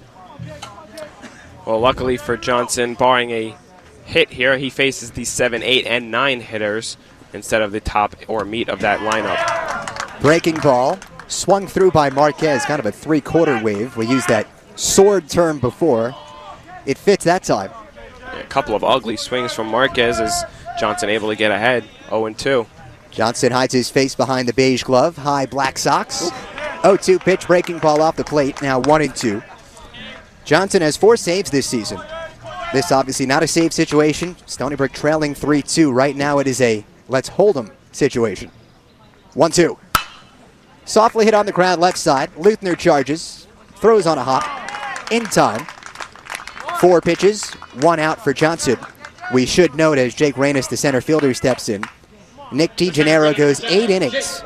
3 runs, they're all earned. And he matches a season high, which he set just last week with 11 strikeouts.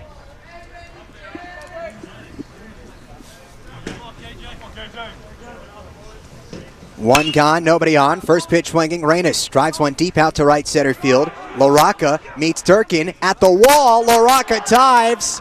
He hung on. An unbelievable grab by John LaRocca in deep right center field. And the dirt from the warning track goes skyward. It is a critical out number 2 for Stony Brook. Well, that ball just kept on traveling. Not a lot of wind out here in Joe Nathan Field. But that ball just, you see LaRocca It looked like he was under it. He kept running, and then it went, uh-oh. But he was able to recover, make the catch on a diving play, and just like that, we'll take 2 outs here. Lefty Plant digs in. Righty Johnson deals outside, 1-0. This is just what you want if you're Kyle Johnson, 2 outs. The 9-hitter up. You do not want to go back to this top of this Black Bear lineup. 1-0 breaking ball ran inside. And now Johnson falls behind the 9-hitter Plant 2-0. Johnson working a little bit faster now is 2-0. Also misses, and now it's 3-0 on Plant. In the bottom of the 9th inning, Stony Brook has 8-9 and 1-2 up. They'd like to be looking at just a 1-run deficit. 3-0 pitch, grooved right down Broadway. Plant taking the whole way, now 3-1. Kyle Johnson in 25 and a third innings, 3.55 ERA. Making quick work of the Black Bears so far. 3-1 pitch, at the knees, a called strike 2. Johnson making sure that Plant's going to have to swing the bat if he wants to earn his way to the bases. The infield takes a few steps to the right for a 3-2. And it's hit down the left field line. A long run for Evan Fox. He's at the track, at the wall, and it's gone. Colin Plant has delivered his first home run of the season, and he saved it for top of the 9th in Game 1 of the 2021 America East playoffs. The Black Bears have their insurance. Maine 4, Stony Brook 2. As you see them all come out to celebrate, they put on a hockey helmet on Plant's head as he stomps on home plate after rounding the bases. You saw Stony Brook's defense shifting to the right. The very next pitch, on a full count pitch, mind you, with 2 outs and nobody on, Plant hits the opposite way over the left field wall. Fox gave it a ride, but knew there was no chance. So now it's a 4-2 Black Bear lead. First pitch to McDaniel, the top of the lineup now, low 1-0, and this, and you hate to harp back on it and play this game, it really makes you think back to that Tichillo base running blunder in the bottom of the 8th inning. 1-0 swung through on a fastball, now 1-1 on McDaniel. So Colin plants one into left field, his first home run of the season, and it comes in the top of the 9th inning in the first playoff game of the America East season, with his team absolutely needing some insurance. 1-1. Missed low and in, 2 balls and a strike on McDaniel, who also has homered in this game. There have been 4 home runs today, 3 by the Black Bears. And mind you, all solo home runs. Nobody on base in this pitcher's duel, of course. Just a couple of errors by these pitchers. 2-1 is smoked into left field. This will stay in the ballpark and stay low enough for Evan Fox, who makes a chest-high grab to end the top of the 9th inning. But not before the damage done. 1 run on 1 hit. It comes courtesy of Colin Plant. And we go to the bottom of the 9th inning. Stony Brook needs 2 to tie. Any more, and they win it. Stick with us on 90.1 FM, WUSB Stony Brook. Here's Zach Wilson. And back in the studios of WUSB, let's see what we got going, which may be our final sports update of the day. But we got some more baseball games to get down with today. College baseball, let's see that this was the final time. Just want to remind you again, after Stony Brook in Maine, NGIT in New Albany, afterwards at Joe Nathan Field. Right now it's the bottom of the 9th for 22nd ranked Charlotte. They're down by 6 and are in a likelihood to lose to the Owls of Florida Atlantic. Meanwhile, the game ended in 8 innings between Mississippi State and Tennessee.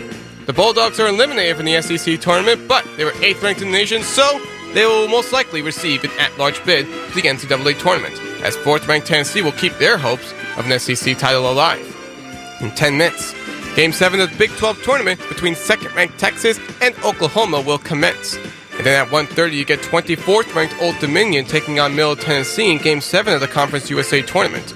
In a little while, you got 12th ranked Ole Miss taking on Georgia in the next game of the SEC tournament.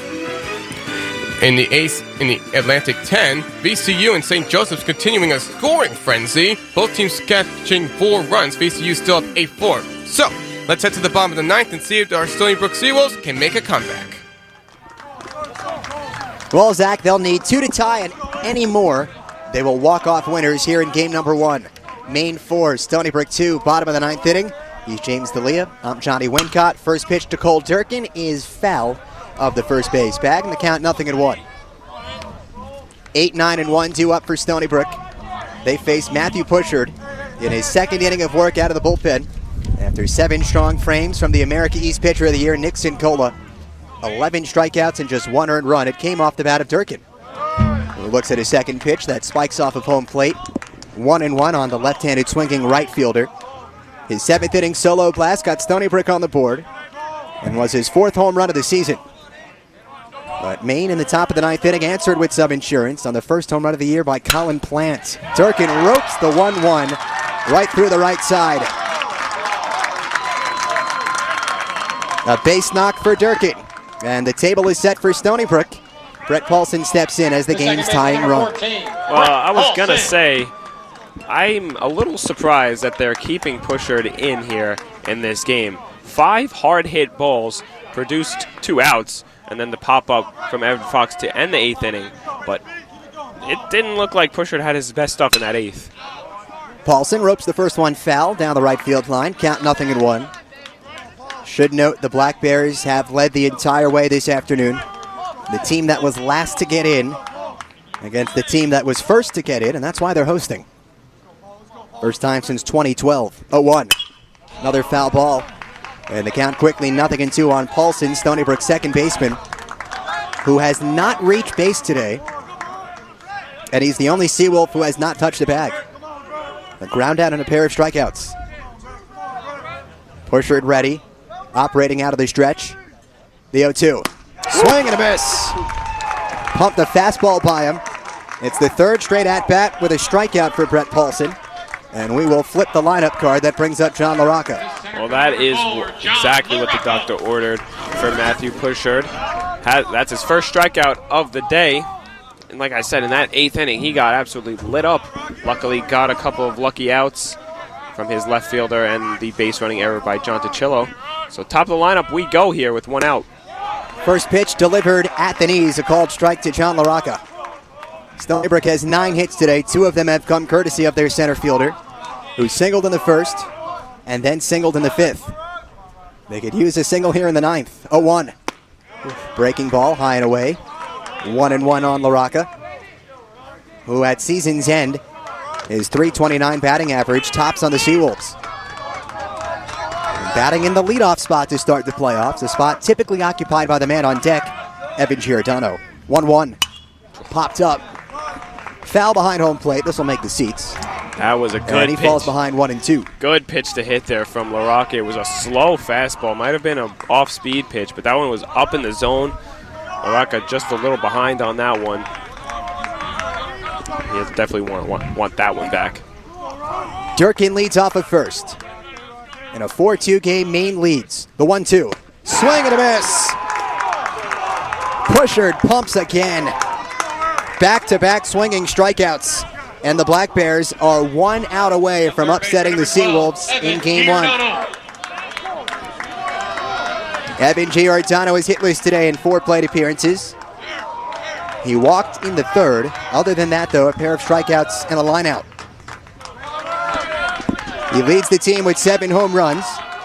His 8th would tie the game here in the bottom of the 9th. Pushard ready. Giordano ready. Righty to the righty. Fastball low and away, 1-0. I hate to keep bringing it up, but that base running blunder by John Ticillo in the critical 8th inning just really hurts them right now, especially with the tying runner up. It could be a lot more easier. 1-0, flown out to right center field and playable. McDaniel coming back, Plant the right fielder coming in, and Plant fittingly makes the catch. The Black Bears have knocked off the Seawolves in Game 1 of the 2021 America East Tournament. And the last team in has defeated the first team in. Your final, Black Bears 4, Seawolves 2. Your lines this afternoon. Yeah, it's an unfortunate game. Nick DeGennaro had a great game pitching on the mound, gave up a couple of home runs. That first inning was a little rough for him as well. And then Kyle Johnson comes in the top of the 9th, gives up a 2-out solo home run to Colin Plant, who makes the final out. Seawolves not able to get it done on the bats today against the ace, Nicholas Sinicola, the America East Pitcher of the Year. So Seawolves will play tomorrow at 11 a.m. against the loser of the upcoming game.